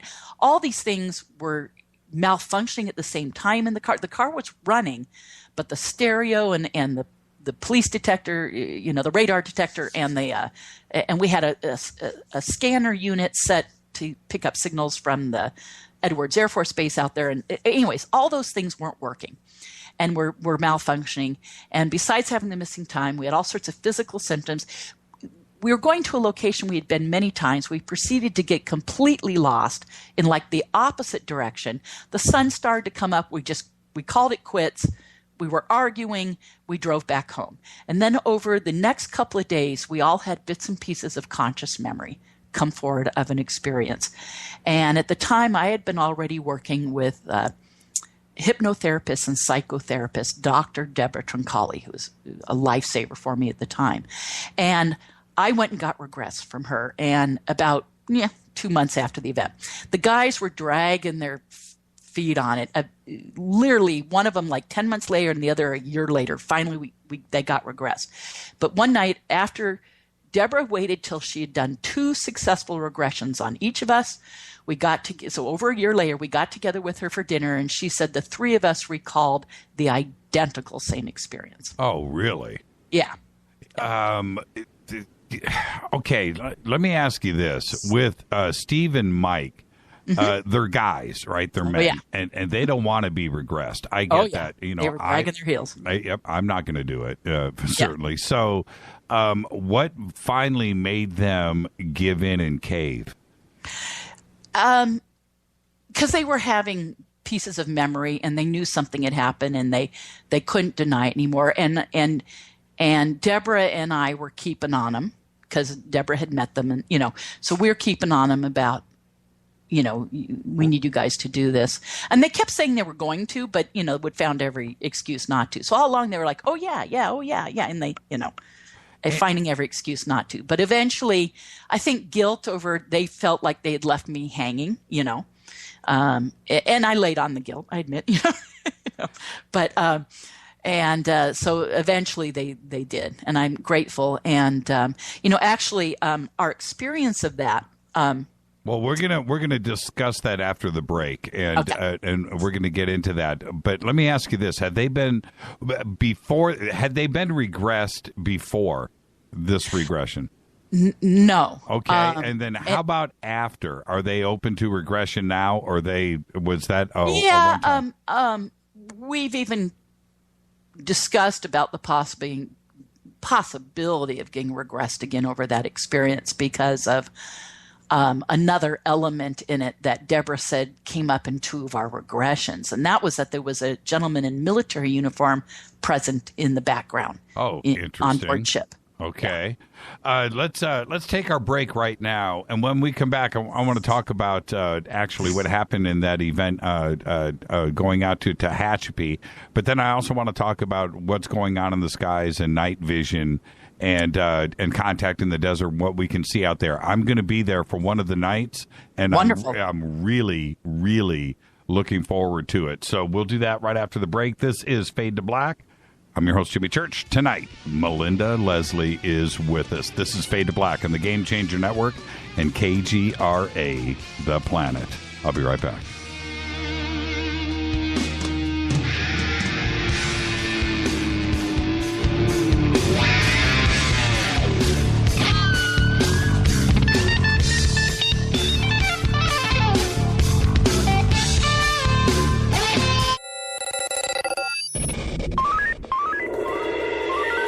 Way out here, we listen to Jimmy Church. You're listening to Fade to Black. Always on the edge of the hottest alternative talk. Jimmy Church with Fade to Black. KGRARadio.com. ¿Qué tal, mis amigos? Yo soy Mario Carson, el tiburón, y los invito para que escuchen a mi buen amigo Jimmy Church Radio. ¡Claro que sí! Do you know what's in your body soap? Well, I didn't know the answer until about 5 years ago when I looked at the label of my soap and was shocked to see all the chemicals. For my entire life, I had been assaulting the largest organ of my body, my skin, and to think my children were using it too. Well, a lot has changed since then. Today, my family and I operate Stone City Farms, where we make and sell all natural goat milk soap using fresh goat milk from goats we raise on our farm. Our mission at Stone City Farm is to produce high-quality, all-natural goat milk soap for people who want a fresh, unrefined, natural product. At Stone City Farms, we offer scented and unscented soaps and a signature line of gift sets customizable to your needs. To see what our customers are saying, go to StoneCityFarm.com. Use the code NATURAL for a 20% discount. That's StoneCityFarm.com, code NATURAL for 20% off your order. You never know what could be hiding in your soap. Did you ever turn to your radio for your favorite talk show to find that it's been preempted for this? In the air, to deep right center. Back goes Lewis to the wall, and it's out here! Or this? And I'm ashamed of you, Hillary, for voting for it. Do you have a favorite talk radio program that's not available in your city? Just go to TalkStreamLive.com for links to the best streaming talk radio shows. At TalkStream Live, you will find live talk shows 24 hours a day, 7 days a week. All your favorites are here. With such a large selection, you will also discover some new favorites. On the go and still want to listen? With the mobile smartphone, simply type TalkStream Live on your internet browser. Now you can take internet radio with you. You will also find hundreds of music, news, and sports streams. Best of all, the TalkStream Live directory is free and there's never a login required. Remember TalkStreamLive.com, the fastest route between you and your favorite talk radio show. You are listening to Fade to Black with Jimmy Church on the Game Changer Network. Oi, oi, I'm Reese Evans. You're listening to Jimmy Church. This is Revolution. The revolution will not be televised. The revolution is on radio. Ciao.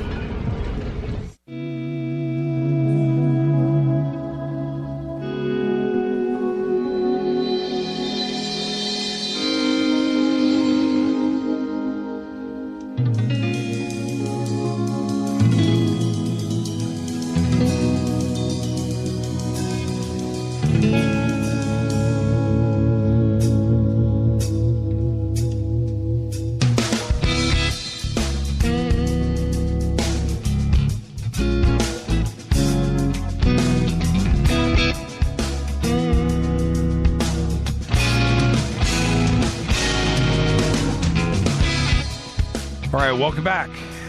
Fade to Black. I was just hanging out in one of the chat rooms. Crazy kids. You guys are out of control. They're wondering what I'm drinking in the studio, and it's a good thing I am not, because to my left, I've got the refrigerator stock full of moonshine. And could you imagine how many Gobekli Tepe shots doing moonshine where I'd be at right now, Melinda? It'd be one of those nights. Now, I should be doing shots every time we say Gobekli Tepe. Well, we'll do that next. I'm actually not drinking, folks. Believe it or not, I'm really not. We'll do that next week in Joshua Tree, I promise. So really quick, getting back to that missing time. And so you sit down and you guys discuss, the cross references on the regressions. And what was it that you guys found out?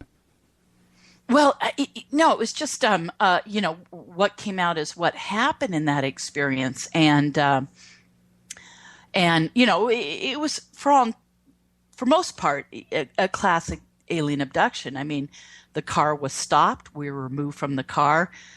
Now often in an abduction, you go up in a beam of blue light and you're levitated in some form. In this case, we were literally walked from the car. It sounds corny, but literally up a ramp. The UFO is parked on the road, up a ramp onto it, and proceeded to have a bunch of medical exams. Not to get too personal. Well, I'll say this much: they went to they took ovum from me, as I've had happen in many abductions, and they went to take sperm from one of my friends and had found out he'd recently had a vasectomy. And so they were questioning him about that. And then the other friend kind of freaked out a little bit in the beginning. It was really fearful. So they kind of shut him off and had him kind of in a trance or, relaxed stage where he was kind of, what can I say? Shut off. I think I know I think people will know what I mean by saying shut off. And they ended up also, I have a fear of heights issue, probably related to my experiences in great part, and something that happened to as a child where I did fall off something. And so they were pushing that button. They took me in another room and took me through an exercise to get over that fear of heights. And what was interesting in the regression is both guys remembered that I had been taken from the room. They don't know what happened to me. They just know I wasn't there for a while. And during that time, I was put through this exercise to get over my fear of heights, or to build, it was like the aliens wanted to build trust with them, or literally they were like dropping me, and I realized they weren't going to drop me. At first I thought they were, but then after a while I realized they weren't. But when they brought me, and it was very emotional for me, I was very upset, and I was yelling at them and crying in the experience. So when I was brought back in the other room with the guys, they both said they could tell that I had been crying and yelling. I was bright red, my cheeks were tear stained, and they didn't know what had upset me, but I'd come back into the room very, very upset. Well, during that time, while that was going on with me, Mike got shown some technology, and one of the pieces of technology was they were instructing him how to make basically a UFO detection device by suspending two magnets in a field and having a simple electronic device that if those magnets touched, it would set off either a buzzer or a light. And he later built these devices and sold them at some conferences and stuff, but you know what? They weren't reliable.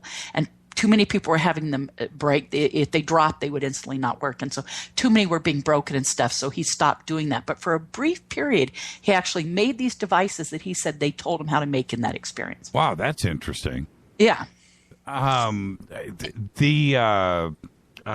technology, did he understand what he was being? Oh, yeah. Yeah. They told him. They said, you just do this and it will detect an eruption in the magnetic field. And, it was very simple. Just a slight interruption would cause these two magnets to touch. Right. And those were set up to electrodes that would send off a little signal. And it was set to either cause a little alarm to go off or a blinking light. And it was like a detection device for detecting interruptions in the electromagnetic field. Wow. Are they going to be at Contact in the Desert? One of them might be. My friend Steve has suggested, and yeah, if he comes, I'll make a point to introduce you. Yeah, yes. We'd love to talk to him about that. That's really, really cool. That's really interesting. Steve was not the one shown that device, but he remembers when Mike made him and sold him briefly. It's just a very simple little thing. The thing is, the magnets were suspended so close together that if that thing even got knocked over or dropped, it then wouldn't work again. So people were constantly having to bring him back for him to fix them, and it just wasn't worth it. And he wasn't making really any money off of it. So it just became like, a little hobby for a little while that just it was more hassle than it was worth. Sure. It sounds very interesting. Let's jump to night vision, and sure. I'm really looking forward to this. The last few years out of Contact, I was busy and I wasn't able to go and do it. It's something that I've always wanted to do, and I've talked to so many people about it. There's something going on out in Joshua Tree. There's no doubt about it. Sure. And going out there at night with those, I know that you're going to be able to show me something. It's going to be a life-changing thing, and I'm looking forward to it. Absolutely. Well, in Sedona, I have UFO sighting tours, a business I've been doing for 5 years. I've now taken out, as of right now, 584 or 85. Let's say 84. 584 tours with military night vision goggles to take people out to see UFOs. Only once did my clients feel they didn't have a sign. So the other 583 tours, my clients always thought they had sightings. It's just whether we're going to see, 10 or 50, but we always see a bunch. And when I say sightings, I mean ruling out planes, helicopters, shooting stars and satellites, and I educate my clients all about planes and helicopters, all about shooting stars, all about satellites. So we know that we're really seeing unknowns. And these are apparent craft, physical craft under intelligent control operating within our atmosphere. And we've seen remarkable sightings. Well, I got turned on to doing that by the late Ed Grimsley. Ed Grimsley was from Northern California and was the person who, to my knowledge, figured out that you could have UFO sightings using military night vision goggles. No question about it. He was the guy. Yep. Yeah, he was the guy. And he would bring goggles to conferences, starting with when Victoria Jack was putting on the Bay Area UFO Expo. He would bring goggles there and take people either out in the parking lot or on the roof of the hotel. You know, and many people have probably heard that George Norrie, the first time he ever had a sighting was with Ed Grimsley on that hotel roof at that Marriott. That's where he had sight, 2 weeks ago, we had George on the show, right? Yeah. And he specifically, I asked him, have you ever seen a UFO? He goes, well, not in the classic sense, but let me tell you about this time with Ed Grimsley. Yeah, right. Exactly. And he told us the entire thing, and it was a life changer for him. Certainly. Well, and so just like how George had a sighting with Ed, well, I had gone out and I had sightings with Ed, and I kind of became friends with Ed. Ed's a character, but we'd become friends. And he would bring goggles to these various conferences there with Bay Area UFO Expo, and then started for what was, when Bob Brown was producing the International UFO Congress in Laughlin. And we'd go out in the desert away from the lights of Laughlin and have amazing sightings. So I was doing this various times with Ed. So what? Yeah, I want to ask you about that. The early days with Ed. Share. I know that there's one where you're just like, holy crap! What did you see? Oh gosh, many. When you say one, holy crap! Oh God. I mean, with Ed, just so many. Exactly what I'm seeing now on my tours. Is there a particular incident you're thinking of? Well, I know there's one that sticks out in your mind. Well, yeah, I mean a bunch. Well, for instance, okay, let's say on my tours, but I'll tell you, on my tours, since I've been doing this regularly, and have taken out so many, I always tell my clients, don't expect to see structured craft. Structured craft being like your classic, disc or cigar shape or big triangle, structure, hard metallic, full, structure. We have on 15 of my tours. And the two that stick out as the best for me, but see, those, though, are like you take the night vision goggles down and you're seeing with your own eye, because with night vision goggles, they increase the amount of light you're seeing by like 50,000 times. So what you're going to see is just a giant, light. So when you start to get something that close and all lit up, it's actually better with your own eyes. But on my tours, for instance, one time we had a great big lit up disc right over us. If people in the audience can imagine, if you stick your hand up and you make an inch, a circle about with your hand extended out in the sky, and make about a circle 3 inches in diameter, and make that like a big black silhouetted circle 3 inches in diameter, but then take your hand down and still visualize that, you're talking about a large disc hovering right on top of us. My clients really thought it was like 500 feet above us, quoting them, not me. And it had white, amber, and green lights around its edge. At first, we thought the lights were circling the edge, and turned out the whole craft was slowly rotating in the sky. And it eventually drifted away from us for a while, and just like snapping your fingers, it disappeared.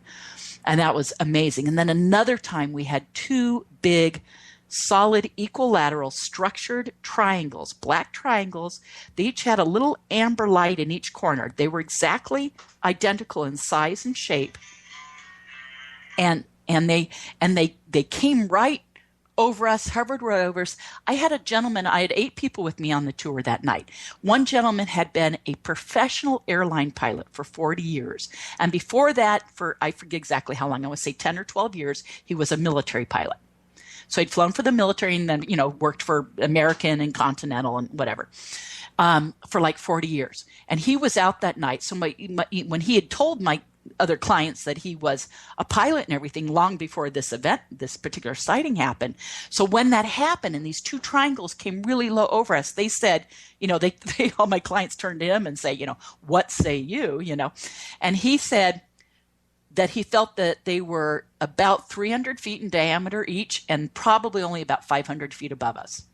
And these were two large triangles, both solid black with a little amber light in each corner, two separate objects, right next to each other.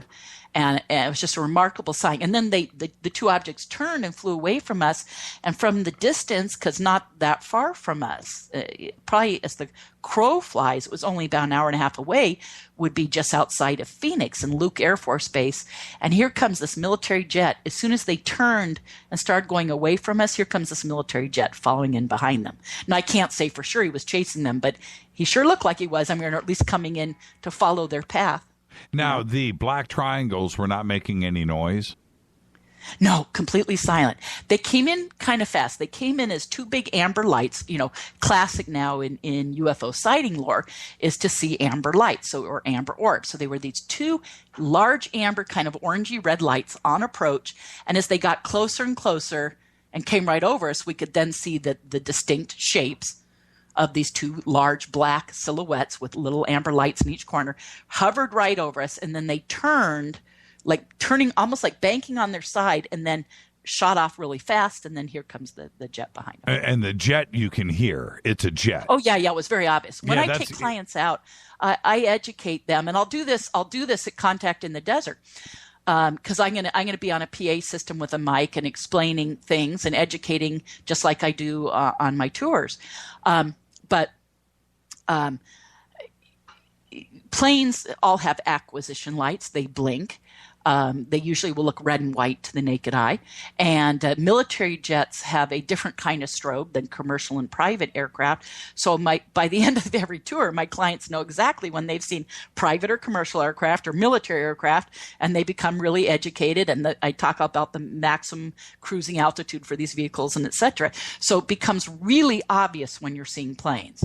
But when you have a solid light, not blinking, completely silent, come on. Right. And how many pairs of goggles are you going to have for Contact?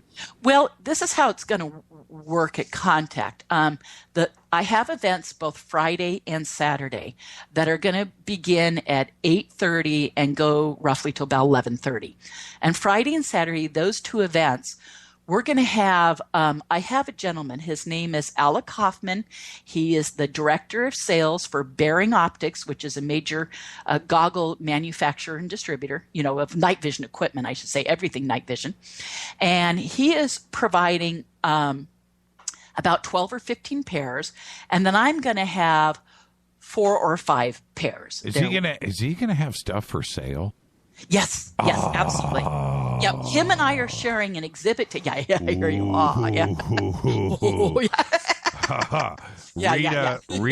Rita, free up a credit card.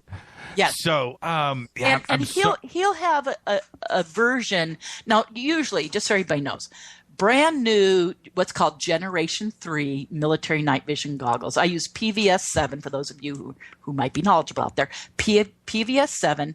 Generation 3 military night vision goggles on my tours. He may have some of those, but I know for sure there's a Generation 2 that has an upgraded, what's called a plus tube in it, long story short, but they're very good. And the thing is, new Gen 3s cost roughly between $3,600 and $4,600 a piece. Yes, he may have a Gen 2 pair that he'll sell there for, I want to say, about $2,500 a piece. I'll have to get that price from him. But so much more reasonable. I mean, $1,000 less than the Gen 3. So, but if people really want the Gen 3s, he'll be more happy to sell those to you. I'm sure. Now, and what about? Let me ask you this, kind of off subject, but I've been shopping for this for a little bit and trying to get caught up on the technology and stuff. What about somebody that wanted to go out and spend like $200 for one of those night vision rifle scopes. Generation won't one. do it. Won't do it. Won't do it. Okay. No. Not clear enough. Generation 1 and 2, great for hunting, fishing, great for border patrol, are used by local police forces and whatnot. Not good for seeing the stars. Not clear enough at all. Okay. All right. You really need the Gen 3s. Now, unless you get the Gen 2s with the plus tubes. In the past, I'll admit, I wasn't a big fan of those.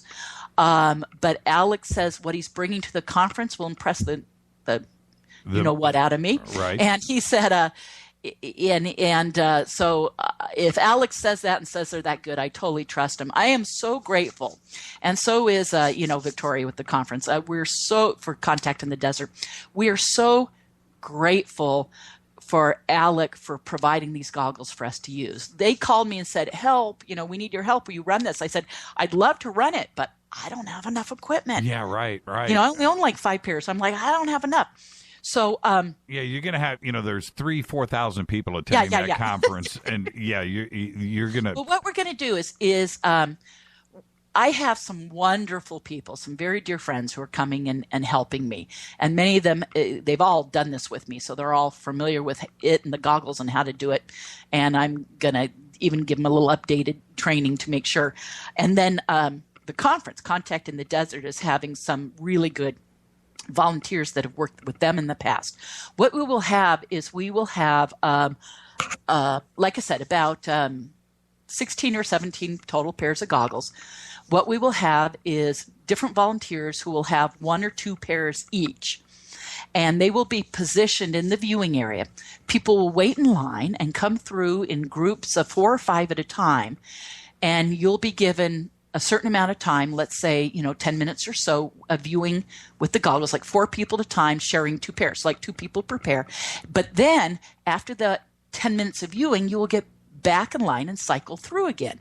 So people will be able to keep going back through and viewing for 10-minute periods at a time. Are these on I'm looking at the PV 7s right here. The PVS 7 Generation 3s. Yes. They look heavy. Are they on tripods? They're very light. They're light. Very, very light. They're actually lighter than I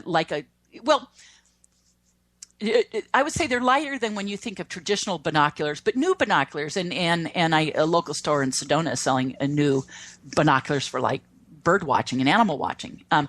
And so new binoculars are smaller and lighter. I would say they're about the same weight as new modern. Okay. Yeah, they look pretty gnarly. That's a pretty impressive piece of equipment. Well, they look, they're made for the military. They look like military equipment. They're designed to take a beating. I have learned, thank God. You can drop thank them. God I've learned that they're pretty sturdy. Right. You don't want to drop them because you can break a lens. But they are pretty sturdy. They can take a certain amount of a beating. Your biggest danger is not to look at any bright lights with them, like car headlights or car lights and flashlights, and even flashlight apps on cell phones are all goggle death. So I'm going to be clearly instructing everyone that none of those lights are allowed, and if a car comes anywhere near the crowd, you have to cover the end with your hand. I mean, I'm going to give the full explanation that I do on my tours. But as opposed to doing it on my tours, which are usually used to be limited to 10 people. I now have another pair of goggles, so I'm taking up to 12 people at a time. But as opposed to limited to 12 people, this is going to be a lot more goggles and people cycling through 10-minute segments and constantly cycling through, etc.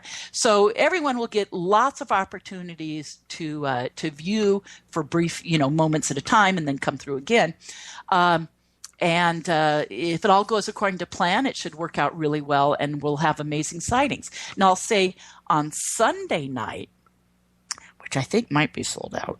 I will need to check with Victoria, but it might be sold out. But if not, then you might want to try to register really quick to see if there's any room yet left. Sunday night, I am taking a limited number of people, 35.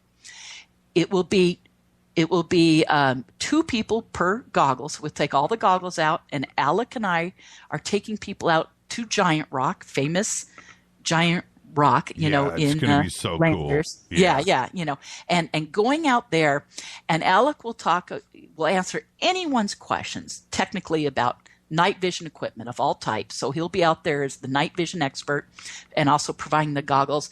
And I will lead a limited number, 35 people, through an entire viewing experience out there where you'll get goggles the whole time. So as opposed to having to, stand in line with a lot of people on Friday and Saturday night, which, you go through Friday, Saturday night, you'll still get to look and you'll get to look for 10 minutes and then maybe have to wait in line for 20 minutes and then you might, or half an hour, and then come back in for another 10 minutes, that kind of thing. Oh, somebody's going to have to pry those goggles out of my hands. Yeah. Well, my volunteers will be ruthless. And now, let me ask you, Melinda.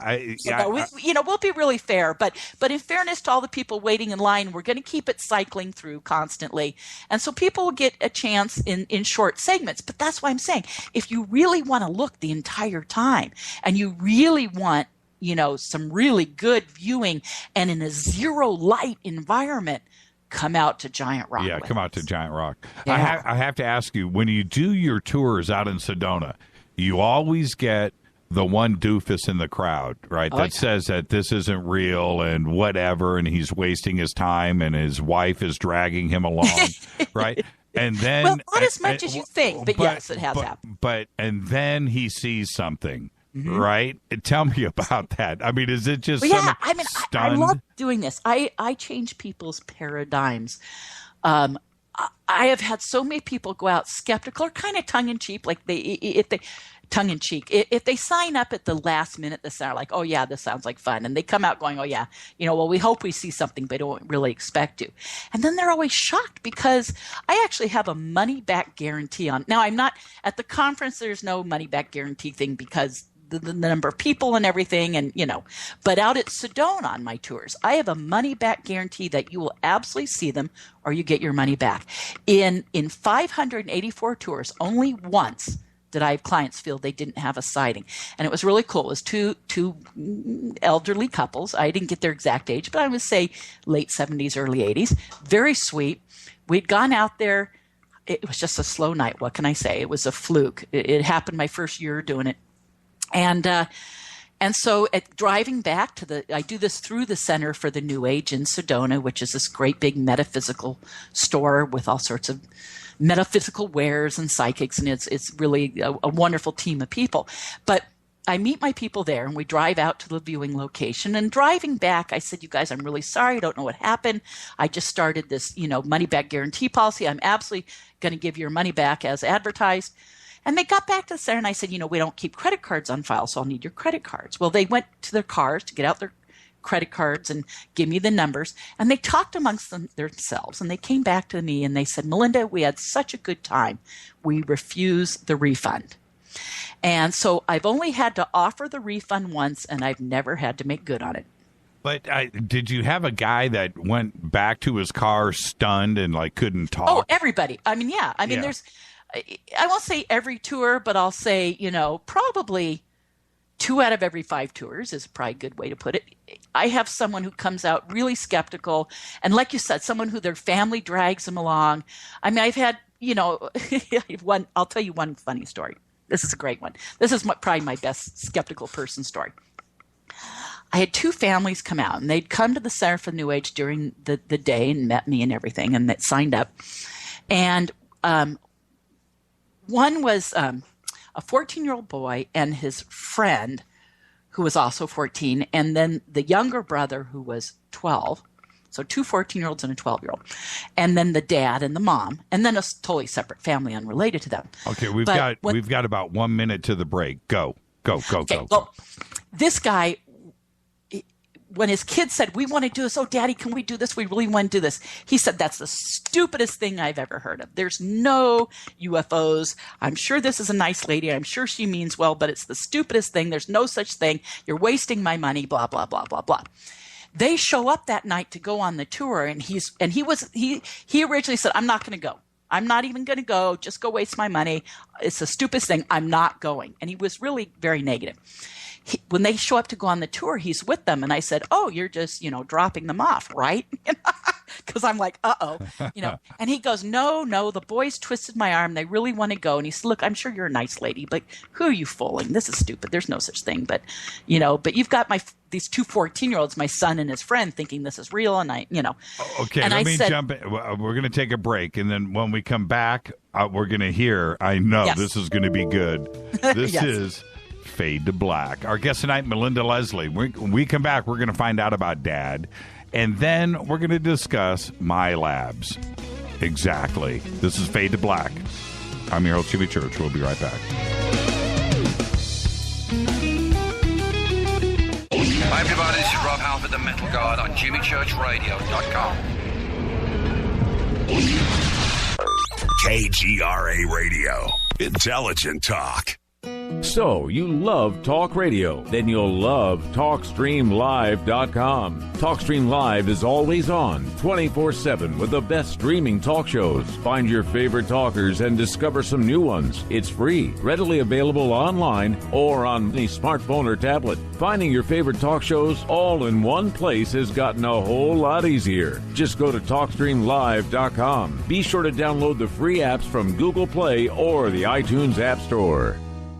If your home has hard water and it's leaving white spots, then it's likely that limescale is clogging your pipes. Limescale can cost hundreds of dollars a year in wasted energy and early appliance breakdown. HydroCare systems available at Wave Home Solutions prevent and remove limescale with just a simple filter change every 3 years. There are no salts, chemicals, or magnetic coils. Satisfaction guaranteed. For more information, just go to bestwater123.com. That's bestwater123.com. Hi, I'm Richard Dolan. When I'm not hosting my radio program, The Richard Dolan Show on KGRA, or writing new books on UFOs, I run a publishing company. I'm proud to say that Richard Dolan Press has published some of the most fascinating books available on UFOs and related subjects. They include Dr. Bruce Maccabee's classic analysis of the UFO cover-up, David Marler's breakthrough book on triangular UFOs, Dr. Richard Sauter's unique work on underground bases, and other classics by Grant Cameron, Chase Kletsky, and Dr. Bob Wood, not to mention intriguing works by Eve Lorgan and Laurie MacDonald that deal with truly bizarre phenomena. I'm proud to publish such high-quality and original works, and there are several amazing books about to be released over the next few months. Go to richarddolanpress.com to learn more.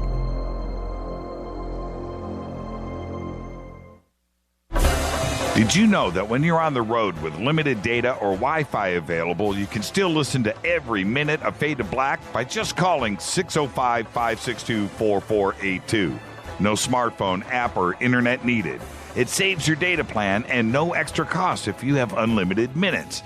Just call 605-562-4482. You can listen to me, Jimmy Church, on any phone, anytime, anywhere. Go Beckley Tappy.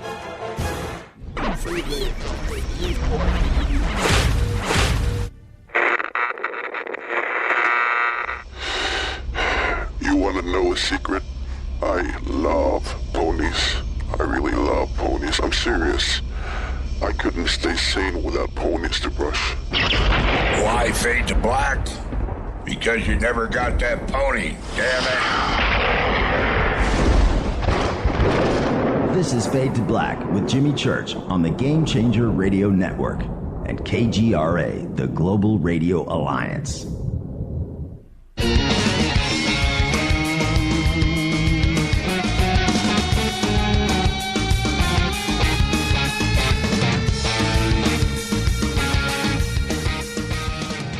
Welcome back to Fade to Black.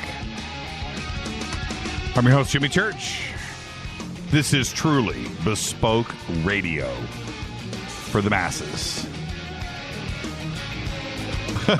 Melinda, you are funny. Melinda, that'll stay between us, okay? Yeah. I forgot what I was going to say because you just distracted me. Oh, I normally drink coffee during the show, right? I'm a big coffee addict. Yeah. And I have switched. I have got second half of the show. It's just a little warm here in the bunker. And I'm drinking Red Bull Special Edition Lemon. And it's like the best lemonade flavored soda, right? It's so good. And you need to watch yourself. You can't chug it. You know what Yeah. Oh man. Anyway, so that's what I'm doing, and it causes you to salivate.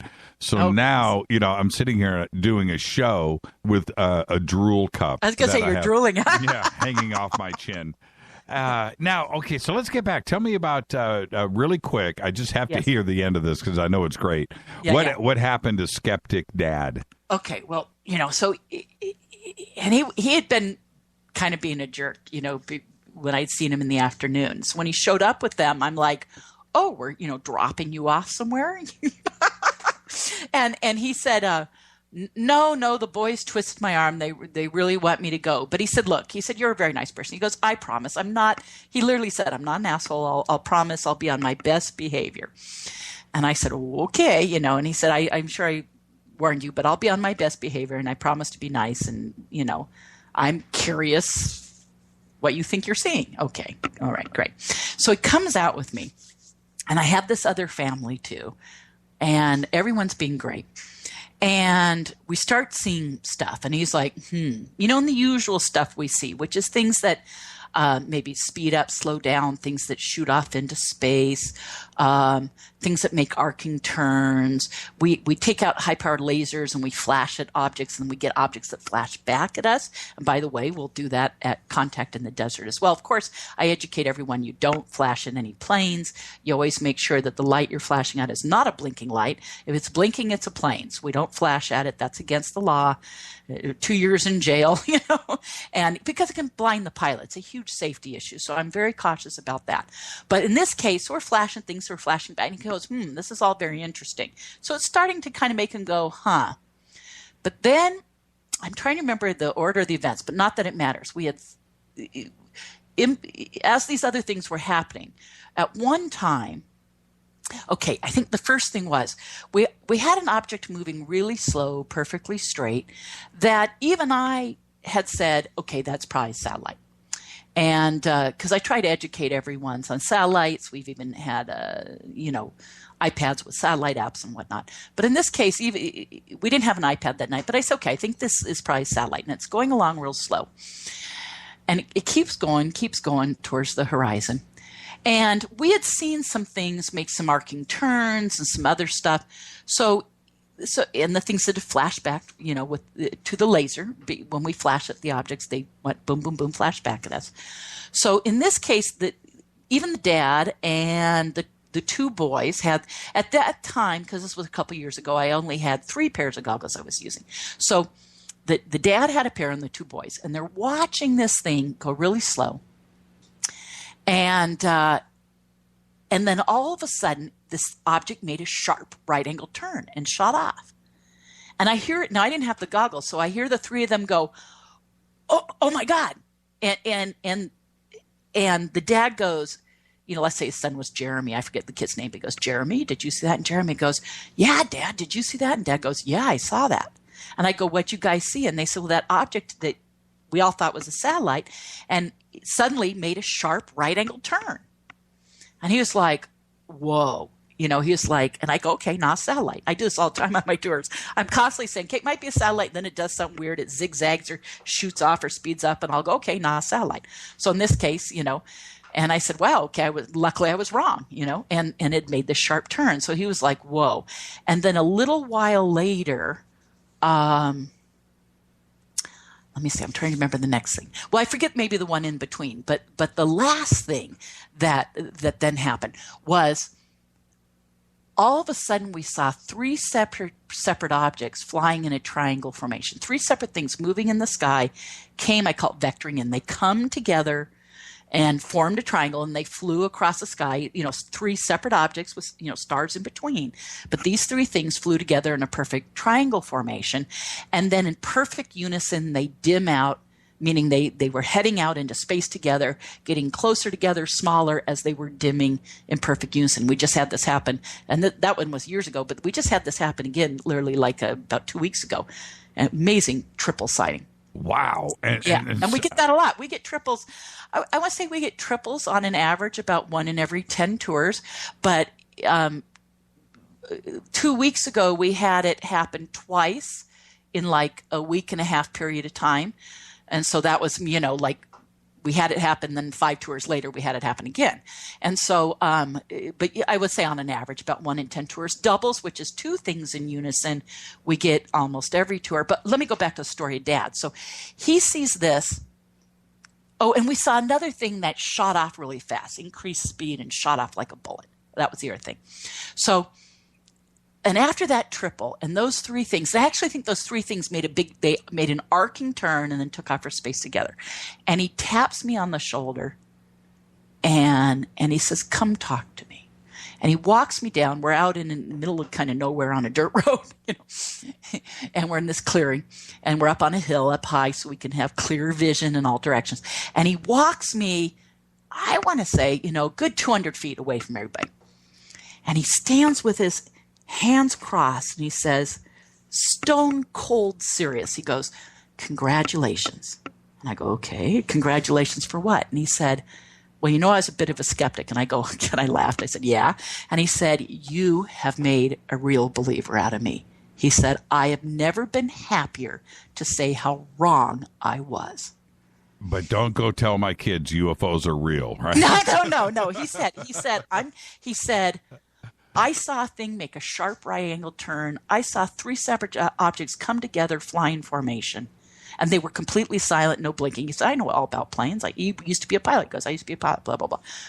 And then he said, and I saw that other thing shot off. I saw things we flashed at with the laser flashback showing, conscious interaction, response to laser. And he just is like, I had no idea, and I've never been happier to be wrong. And he said, I'm going to start investigating this. I'm going to start reading stuff. I'm going to start, he said, do you recommend some places to start? And I said, oh yeah, I said, okay, well, there's a couple documentaries I recommend, like James Fox's stuff. And, I said, Richard Dolan's books, and, I'm going to set him in the right track, Right. And I said, these are some good places to start. And, at that time, I think the Citizens Hearing stuff, I said, I'll set you on the right track. But he goes, I really want to investigate this. And because he said, I absolutely saw stuff I could not explain that was clearly under intelligent control. But this guy had gone from that afternoon just going, right, this is the stupidest thing ever, to just living in a completely new paradigm. And you know what? The thing is, I've done that almost every night for people. Repeatedly, with every tour, changing. Sure, there's people that come along that have had previous sightings. I love that whenever I have professional pilots come out, all the professional pilots end up opening up and sharing their own personal experiences. That's incredible. I'm almost surprised because people come out, I don't know their profession or anything. They come out on the tour and then they're out there and they say, oh, by the way, I'm blah, blah, blah. Right. And when I've had engineers, aerospace guys, policemen, pilots, all these qualified witnesses, as we say in ufology. And when they start, particularly the pilots, when they start sharing all their personal sightings they've had as pilots, it's just really amazing. And I've given them a safe place where once they're with other people who are having sightings, they now know, like, okay, this is an acceptable thing to talk about. I have so many people come out on my tour and start opening up about their abduction experiences. Sure. I could see that totally being a catalyst. Yeah. I'm really excited about next week, and I can't wait to actually finally get to do this. And you've never looked with night vision? I've had I've had the opportunities. It's just life is life, and I've just for one reason or another it hasn't happened yet. But we're definitely going to do it this week. But Jimmy, even if you can only join me on, I'll make sure I will have a pair of goggles that I'm holding on to, and I will make sure if you find me in the crowd, ask all the volunteers, find me in the crowd, I will make sure that you get to look yourself with the goggles. Even if you've only got 10 minutes, come do it with me. I want to show you. Yeah, I can't wait. Let's change gears before we start to run out of time here. Yeah. Let's talk about MyLab and MyLabs and what is, for the audience that doesn't know, sure. What's that definition? What is it? Okay, well, MyLab is an acronym for military abduction, and actually I hate it. It's what? Excuse me, trying not to cough on the mic there. It's alien. Okay, it can mean a lot of things, but in my research, I choose to kind of give it a limited focus, which is people who have had alien abductions who then get targeted by covert human agencies. Now, the term MyLab means MIL for military and AB for abduction. And it's either called MyLab or MilLab, both things. And I think it was coined originally, I'm not quite sure if it was exactly Helmut Lammer, a researcher who wrote a book on MyLabs, or if he was quoting Katarina Wilson, a well-known abductee who wrote a book called Alien Jigsaw, and if he was quoting her that she'd come up with the term, or that she had quoted him. I need to get my facts straight on that. But they kind of were the pioneers of that, and it meant when abductees were having involvement with military personnel in their experiences, or having harassment and surveillance kind of things happen. Well, my research has broadened and become so much bigger that the term is what is thrown out in ufology now and is generally accepted. And even though at times I've kind of tried to change it, the acronym, I've had to kind of throw in the towel and go, okay, this is what everyone's calling it. So it means military abduction, but it actually, in my research, I say covert human agency involvement, because anytime you have obviously operating covertly, a human group, because they can be military, yes, they can be intelligence agency people, they can be doctors and guys in lab coats, but anytime you have humans in an official capacity monitoring what is happening to alien abductees. So that's kind of, the broad sense. And it starts with really low grade harassment and surveillance stuff. You can have your computer hacked and monitored. You can have black helicopter harassment. You can be followed and watched, or have your home under surveillance. You can get threatening and warning phone calls. You can be approached, like the classic MIB kind of experiences, which can be anything from the Men in Black to just guys in plain clothes who are threatening and warning you, this kind of stuff. And it can start with that. And then at some point, you might have what is seemingly an alien abduction experiences, but see humans in military uniform present. You can have an experience where you've had alien abductions, but then you get picked up by military, where you're not taken by aliens at all, but by military. And you can have an experience where you're taken by military and see ETs present, like in an underground base where there might be extraterrestrials present. So any combination, whether you're taken by ETs or by humans, but you see one or the other present, any combination like that. And then that's not the end. It goes on to manipulation of your life.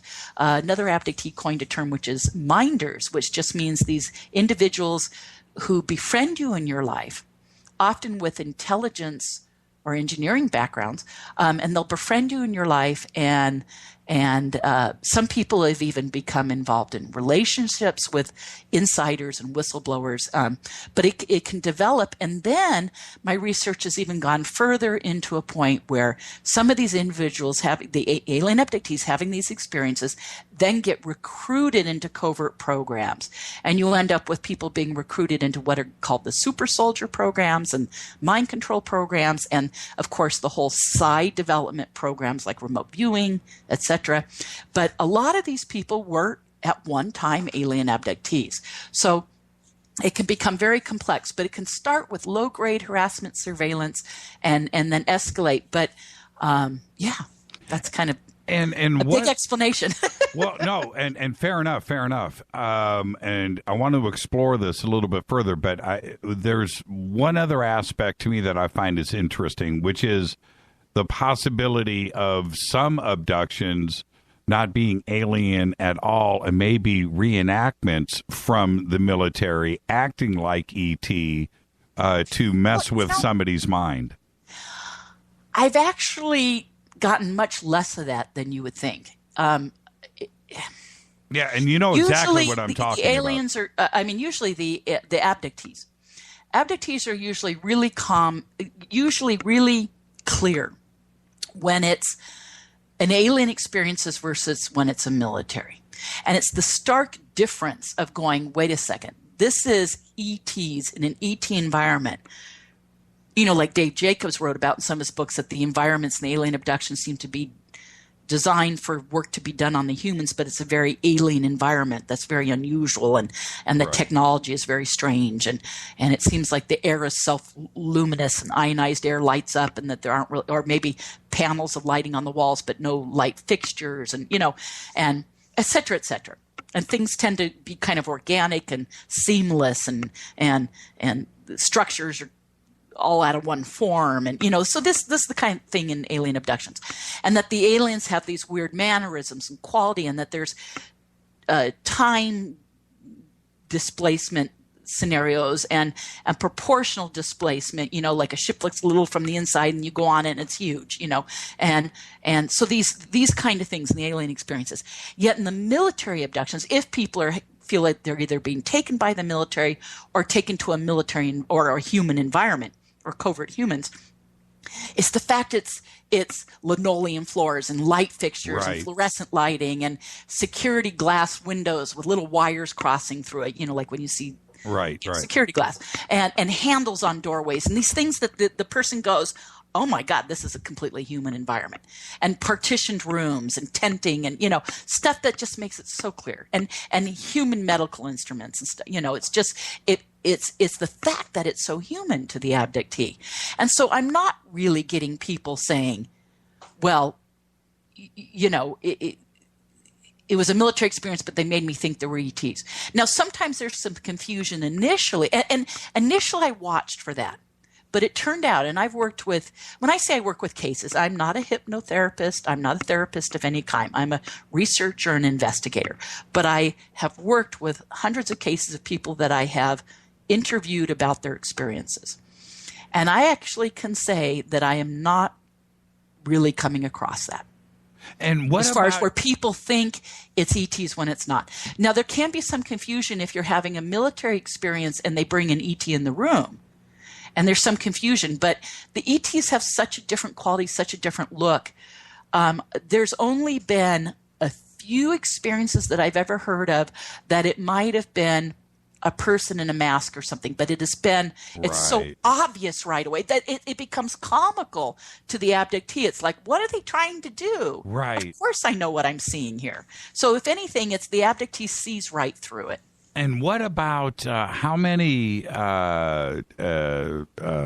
cases have had ET with the military, somebody in uniform standing in the background? Oh, it's extreme. It's actually really, really common. It is, isn't it? Now a lot of people, who have alien abductions don't have any of this happen, or they'll start to have a little bit of the low-grade harassment surveillance, and then it stops. So I think what happens is they're monitoring someone, they're looking at, is this a case that we're interested in? And you think, well, why would they do this? Well, they're wanting information from people, and I can get into more about that later as far as the kind of information they want. Oh, remind me really quick what your question was. I got off topic. How many have, an ET experience? It could be on a craft, or it could be in a more human environment. But the interaction is with ET, but standing in the background in the shadows are some dudes in uniform. Yeah, well, that experience I had with Steve and Mike, where it surprised Deborah Troncalli in our regressions, because we had not remembered this consciously, but two of us in our regressions said that there was this guy in military uniform standing in the background, like parade rest, feet apart, hands behind him, right? Very relaxed, and standing there, and we were, and he seemed so out of place because it was an alien experience, an alien environment, but he wasn't there like another abductee, because that's something you have to kind of get through. Could this be another abductee there? Because certainly people in the military have also been abducted. I have accounts of that. So, sure. But in this case, it was like he was so out of place. He was like standing back there, completely conscious, like he was monitoring what was going on. And so clear to us. And she was shocked when two of us, totally independent, this hadn't even been discussed or thought of consciously between us. And yet two of us in our regression saw this guy. And that was kind of the beginning of what made me go, wait a second, what's going on here? And with that experience in 90, and then in 93, I had an experience where I was taken out of my room by the military, by guys in camouflage who drugged me, put me on a stretcher, etc. So, and then it turns out that roommate Gail, who had witnessed stuff, with my missing time and the alien in the hallway, that thing. When later I had disconnected from her for a couple of years and ran into her in a bookstore, and she invited me over to her place like the next day, and I went over and we sat, and I think we went out to dinner. So anyways, we were talking, and and she said, "What do you do now?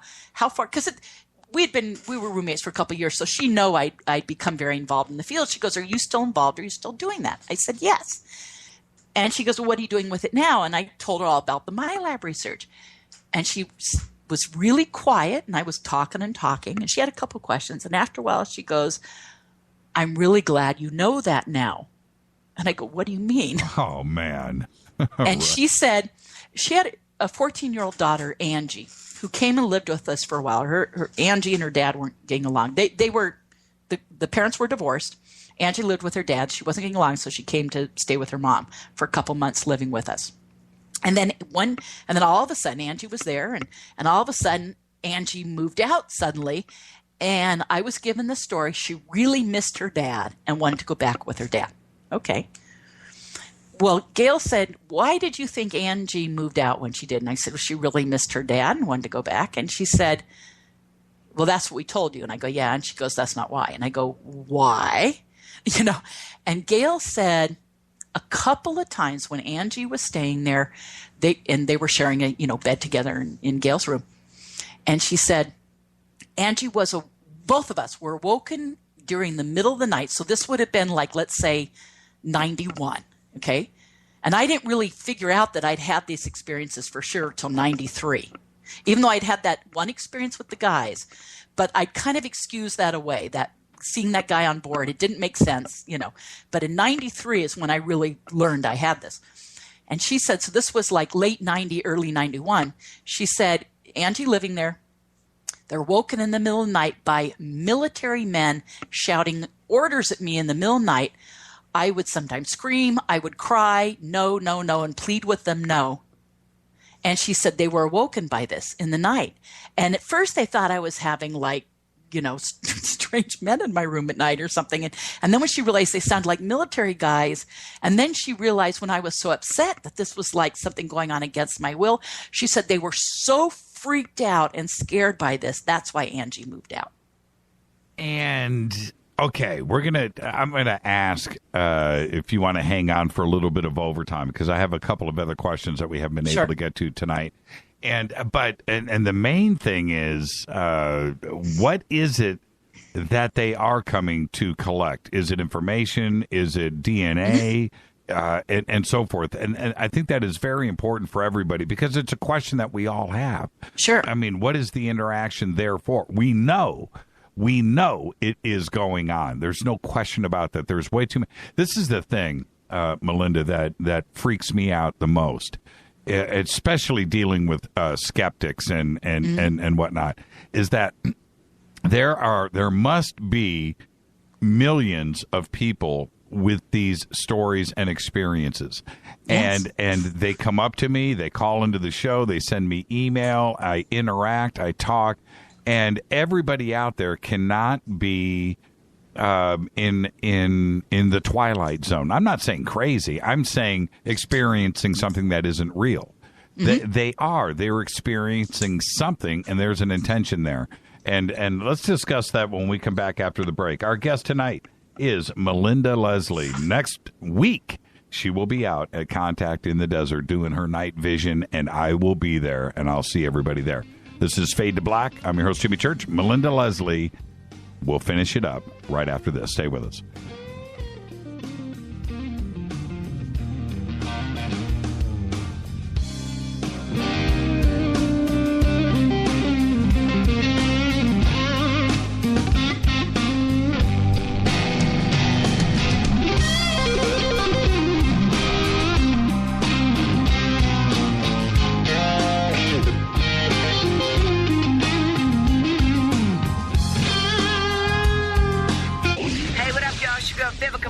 here, and you are listening to my boy, Jimmy Church, on JimmyChurchRadio.com. Despite popular opinion, reading a book will not make you smarter. But listening to Jimmy Church will. Hey, I'll make you a deal. Give me 60 seconds, and I'll give you directions to the Fountain of Youth. Okay, I'm joking. Well, kind of joking. No fountains, but youth, I got. Nature's Youth and their premier anti-aging product, Nature's Youth RSF. With your sensible diet and exercise plan, Nature's Youth RSF can help you look and feel better. RSF is an all-natural amino acid supplement that supports your body to naturally increase HGH levels without any synthetic hormones. And elevated HGH levels can contribute to increased energy, improved libido, reduced body fat, and improved exercise capacity. Let's be honest, who doesn't want to look and feel younger? Visit the newly designed website at naturesyouth.com or call 800-333-6923. That's 800-333-6923, and like them on Facebook, and you'll be included in contest and exclusive offers. What a deal. Oh, speaking of deals, my time's about up. 800-333-6923 or naturesyouth.com. Who needs a fountain anyway? Call today. What's up, Fadernauts? Studio Dome loves Fade to Black and the F2B audience so much that they have put together the ultimate stereo Bluetooth system. They've done it just for you. Man, check this out. The Studio Dome SBB2 stereo system is here. It's featuring 2 Studio Boombox 2 SBB2 wireless Bluetooth speakers, packed in its own custom hardshell case. This Studio Dome system features the very latest in stereo Bluetooth technology. The 2 full-range boomboxes are in true wireless stereo. You've got to hear this. It's amazing. It's just $129, and use the promo code JCRTWS, and you'll also get free shipping. It's simple. Just go to JimmyChurchRadio.com, click on the Studio Dome banner. Go Beckley Teppy. Erica, Brittany, Gabby, and you're listening to JimmyChurchRadio.com. It's not a lifestyle we chose. We were born this way. KGRARadio.com.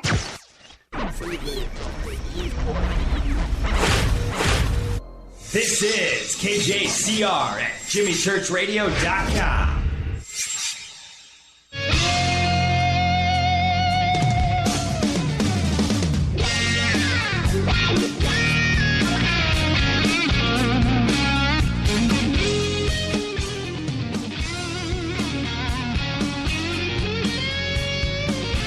Welcome back to Fade to Black. Our guest tonight, Melinda Leslie. Great conversation tonight. Tomorrow night, Giorgio Tsoukalos is here. And that is going to be a lot of fun. And then, of course, I will be taking phone calls. And then Friday night, I'm over sitting in for once again, coast to coast, sitting in for George Norrie. He's taking a night off. And my guest will be Dr. Stephen Greer.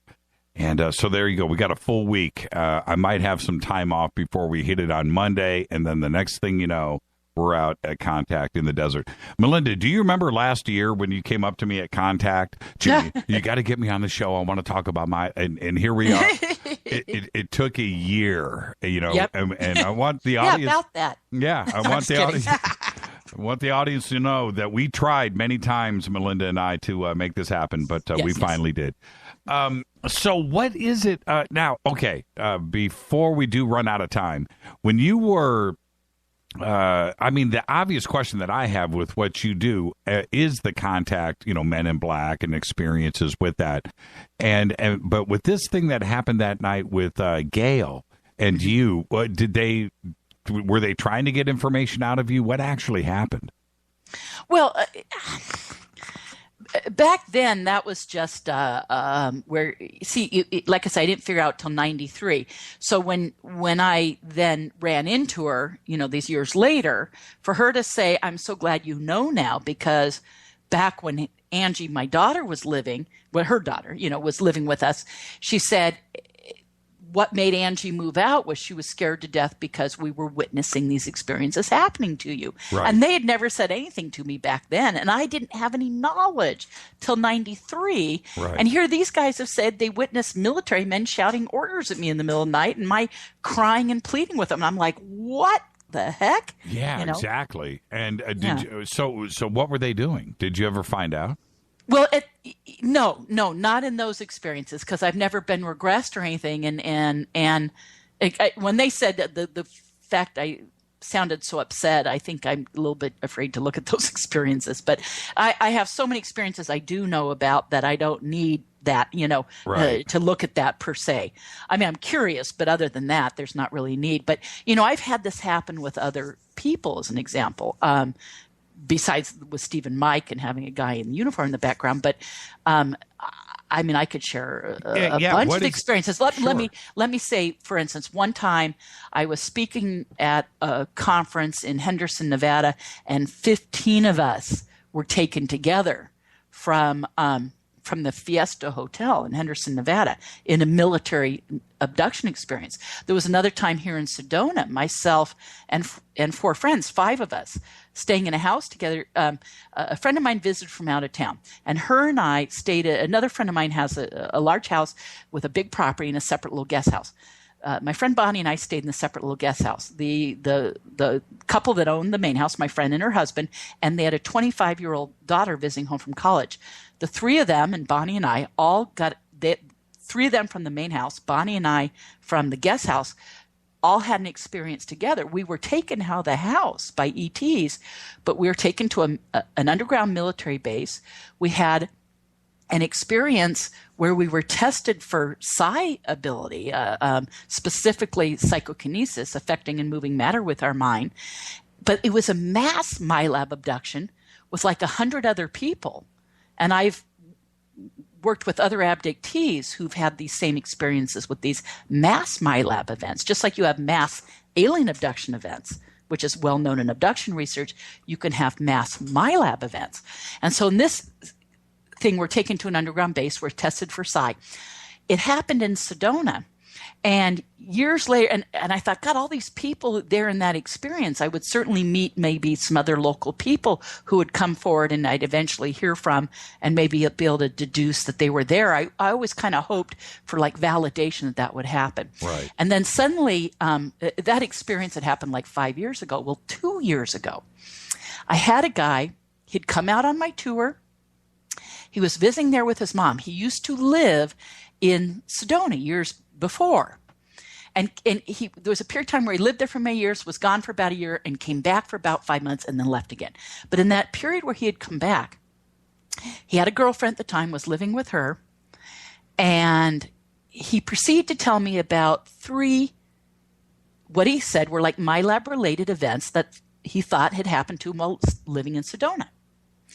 And one of them, he starts to tell me, and I feel like he's talking about our same experience. Shut up. No, and this was 3 years later. No. Yeah. And guess what? So okay. I said, when did this happen? And he had to go, well, okay, I was living with the girlfriend, and it was in that one apartment there.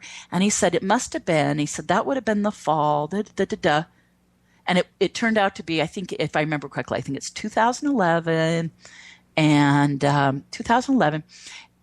November, and he said mid-November. Well, our experience was November 15, 2011.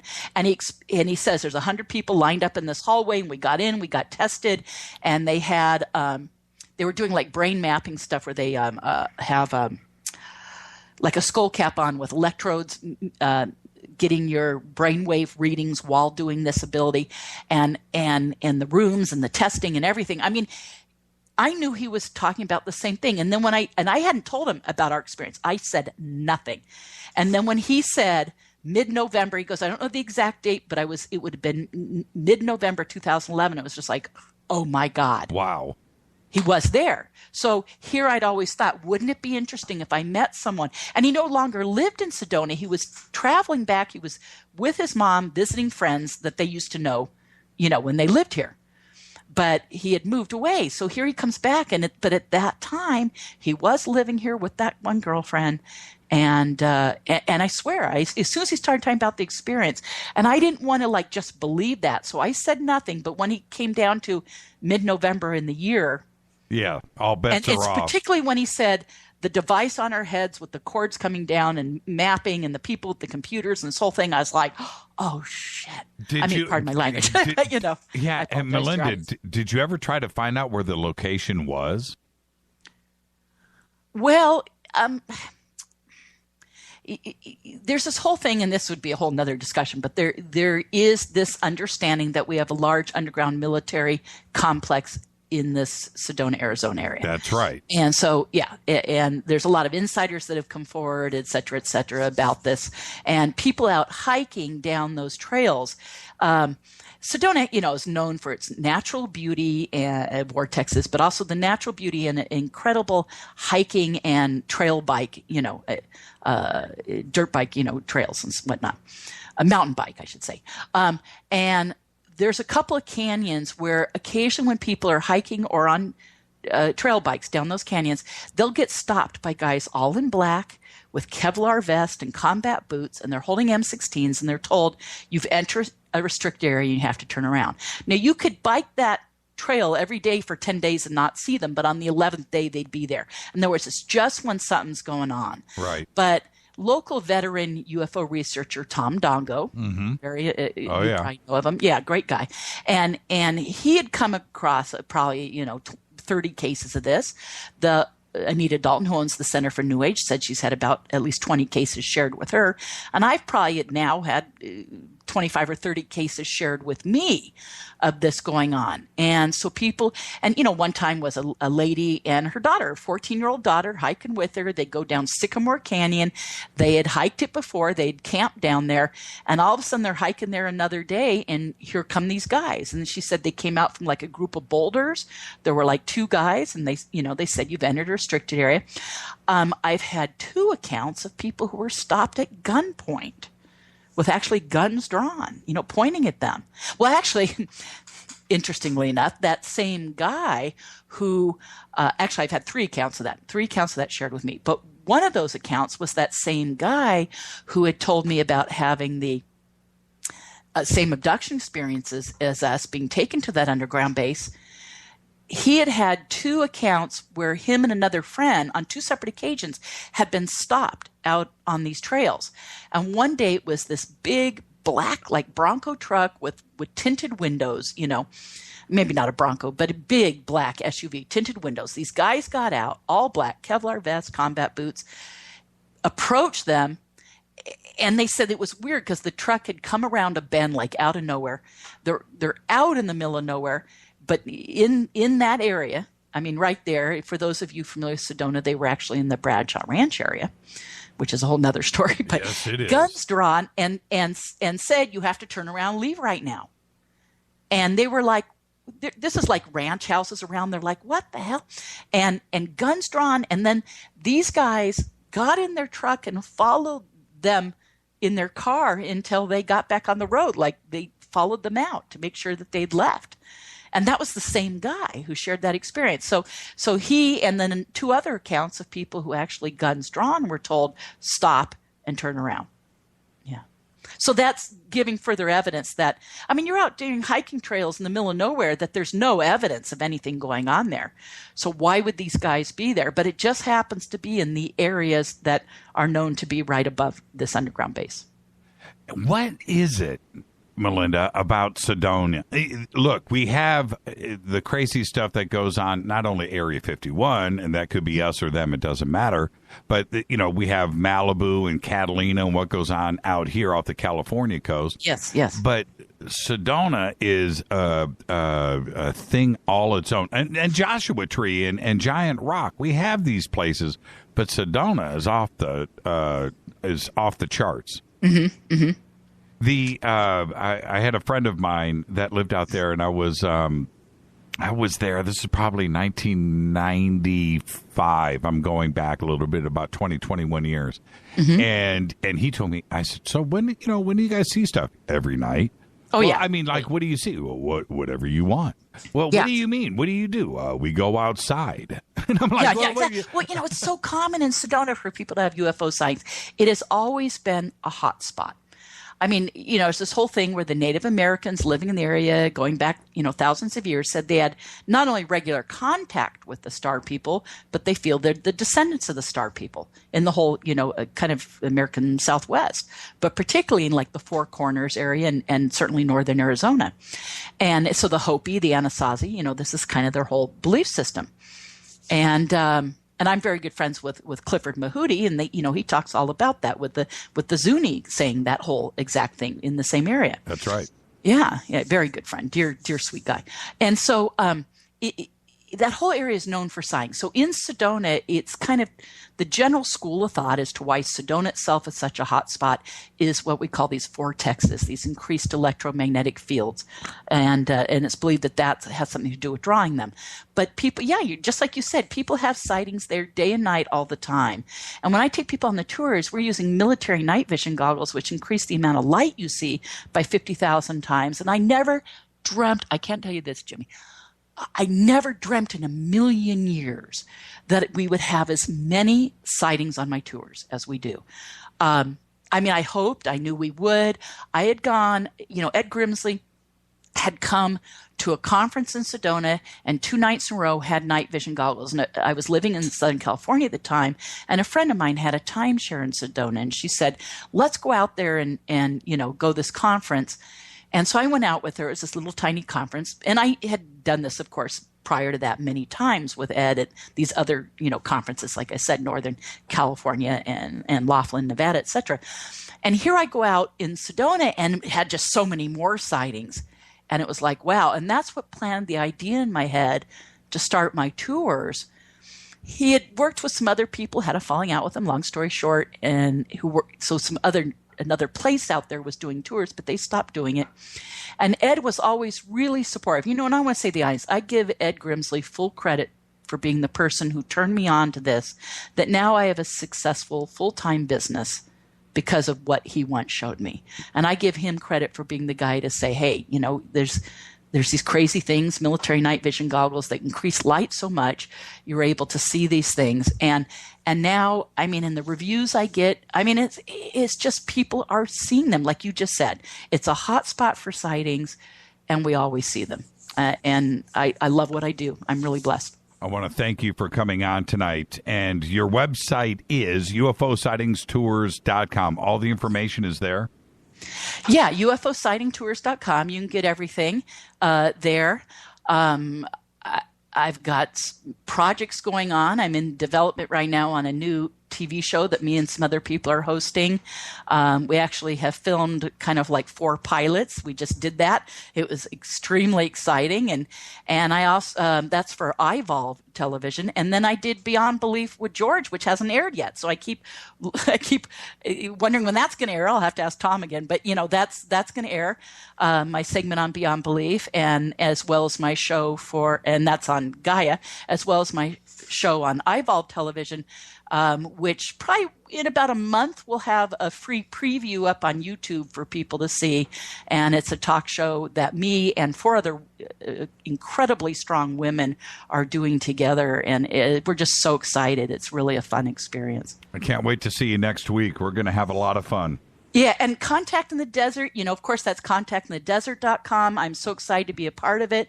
I'm doing the Friday and Saturday night viewings, and then the Special Intensive. It's literally called the Special Intensive Out to Giant Rock. If there's any more room, sign up right away. If there's any room, there might be like 5 positions. So, Yeah, exactly. Yeah. Contact in the Desert is a singular special event. And the whole conference. I'm so proud to be a part of it. It's really an amazing event. And, I think it was once quoted as saying the Woodstock in ufology. And boy, it is so much fun. It's exactly that. Thank you so much, Melinda. I had a great time tonight. Thank you so much. Jimmy, thank you so much for having me on anytime. You got it. Melinda Leslie, everybody. Her website is UFOsightingtours.com. If you just go to jimmychurchradio.com, you can click on Melinda's name right there. It'll take you straight there. And, of course, Contact in the Desert. It is only 7 short days away. we'll see everybody out there, and I will be out there. I don't know if it's going to be Friday or Saturday night hanging out with Melinda, but I will certainly be there, and come and find us, all right? Thank you so much, Melinda. Great conversation tonight. And really quick, before I let you go, I got to get in some of the news that you know nothing about, because this is a crazy news story right here. Circular heated structures built by Neanderthals have been discovered deep inside a cave in France and are now among the world's oldest known human-made constructions. The structures dated around, now listen to me closely, dated around 176,000 years ago, and described in the journal Nature, they provides evidence that Neanderthals were clever enough about using fire and had complex spatial organizational abilities and explored at least one extensive cave system. They additionally indicate that humans being occupying of caves now much earlier than previously thought. Until now, the oldest formally proven cave use dated back only 38,000 years. The site where the constructions were found, which are called Bruniquel Cave in southwestern France, was only just discovered in 1990 by scientist and spelunker Francois Rosad. It's an incredible story, and to look at the photographs and the images, just go over to our Facebook page, Jimmy Church Radio, and check it out. It's going to blow your mind. 176,000 years ago, and that, my friends, is a pretty key date, isn't it? All right. Well, now here we go. Conflicting with the prior industry study, a new analysis claims that 96 nuclear facilities in the United States are less safe than reported, citing risk such as terrorism and sabotage. The study says there are that we have lessons to be learned from the Fukushima disaster. Neglect of the risk posed by using reactor fuel or spent nuclear fuel contained in 96 above-ground aquamarine pools could cost the U.S. economy $700 billion, cause cancer in tens of thousands of people, as well as compel the relocation of some 3.5 million people from an area larger than New Jersey. The study was released 5 days ago on May 20th. The National Academies of Sciences, Engineering, and Medicine study says, and this is the title of it, Lessons Learned from the Fukushima Nuclear Accident for Improving Safety and Security of U.S. Nuclear Plants. That's the title. Is the second installment of a two-part study ordered by Congress on the 2011 Fukushima nuclear disaster over in Japan. It not only cites, but also outright challenges a 2014 study by the Nuclear Regulatory Commission, the United States' industry regulator and enforcer of standards, as we know. The spent fuel, the study recommends, is safer in dry casks rather than pools because the risk of leaks, drawing water away from the nuclear rods, and an accident, a terrorist attack, or a malicious employee all pose greater dangers to the pools, the study says. And this is in direct contrast to our own recommendations. It's an interesting study. And the point is, all of this was based on what happened with the water around Fukushima. It's insane. 96 separate sites across the United States that are all using pools of water to store the spent rods. Very interesting. Now, here we go. Some of the biggest news of the year. Researchers have sequenced the complete mitochondrial genome of a 2,500-year-old Phoenician, showing the ancient man had, you're not going to believe this, European ancestry. That's right. The Phoenicians of the Mediterranean. This is the first ancient DNA to be obtained from a Phoenician remain. Now, his name is Arich. He was a young man from Byrsa, a walled citadel above the harbor city of Carthage. Byrsa was attacked by the Roman general in the Third Punic War. It was destroyed by Rome in 146 BC. His remains were discovered in 1994 on the southern flank of Byrsa, a hill, when a man was planting trees and tripped and fell into the ancient grave. I'm not making any of this up. It's insane. He was from Europe. Analysis of the skeleton revealed that the man died between the age of 19 and 24, had a rather robust physique, and was about 5 foot 6 inches tall. He may have belonged to the elite, as he was buried with gems, scarabs, amulets, and other artifacts. Now, they've also kind of put together a likeness of his face. You want to see what he looked like? Just go to our Facebook page. We've got images there. Now, here we go. I reported last week about Russia giving away land, right? You remember that? All you had to do was go and ask for it, and they'd give it to you, right? Okay, check this out. Property minister of the Amur region in the Russian Far East has now told reporters that the authorities have now allocated 500,000 hectares of land for the free handover to anyone willing to A, start a business in agriculture or tourism. Now, they have allocated the 500,000 hectares of planted forest and 50,000 of agricultural lands for the program. Of the 50,000 hectares, about 1/3 is tilled soil. It's ready to go. And the rest are pastures and hayfields. Now, are you ready? Are you sitting down? Is this thing on? How many people have gone out and grabbed some land? How many? What do you think? Are you ready? So far, only 10. Only 10, and they've only announced an interest in the free land handover program. All of them are beekeepers. Beekeepers who already own some land in the region. Only 10 people, and they're giving away hectares. Unbelievable. Only 10 people. Hey, Riri, let's go get some land in Russia. United Aircraft Corporation says that the first Russian Sukhoi Superjet 100, the SSJ-100, that plane has been delivered to its inaugural European customer, Irish airline CityJet. They are now flying Ruski planes.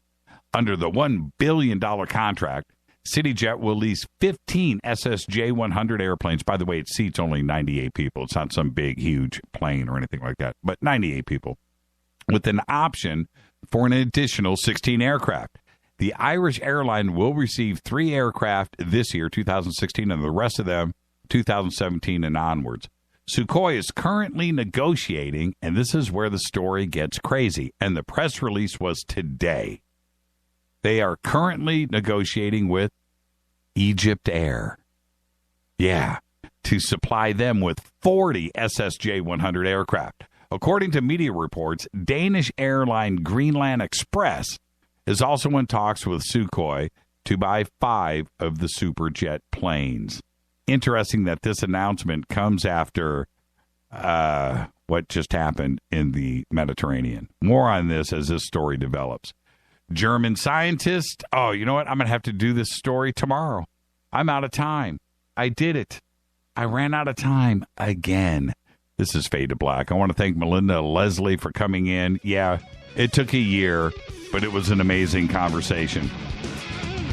Fade to Black's executive producer is Rita Kamarian. Shows produced by Hilton J. Palm, Mark D. Kovar, LJ3, Renee, Mark Dunbar, Jonas. Thank you, Dennis. Thank you, Bob. Announcers are Steve Harder, Gene Viteau, and Mark D. Kovar. Fady by Dale. Webmaster is Drew the Geek. Music, this guy right here, Doug Aldrich. Intro, Space Boy. Fade to Black is produced by KJCR for the Game Changer Network. Syndication, KGRA The Planet. Thank you again to Melinda Leslie. Absolutely fascinating conversation. This broadcast is owned and copyrighted 2016 by Fade to Black and the Game Changer Network.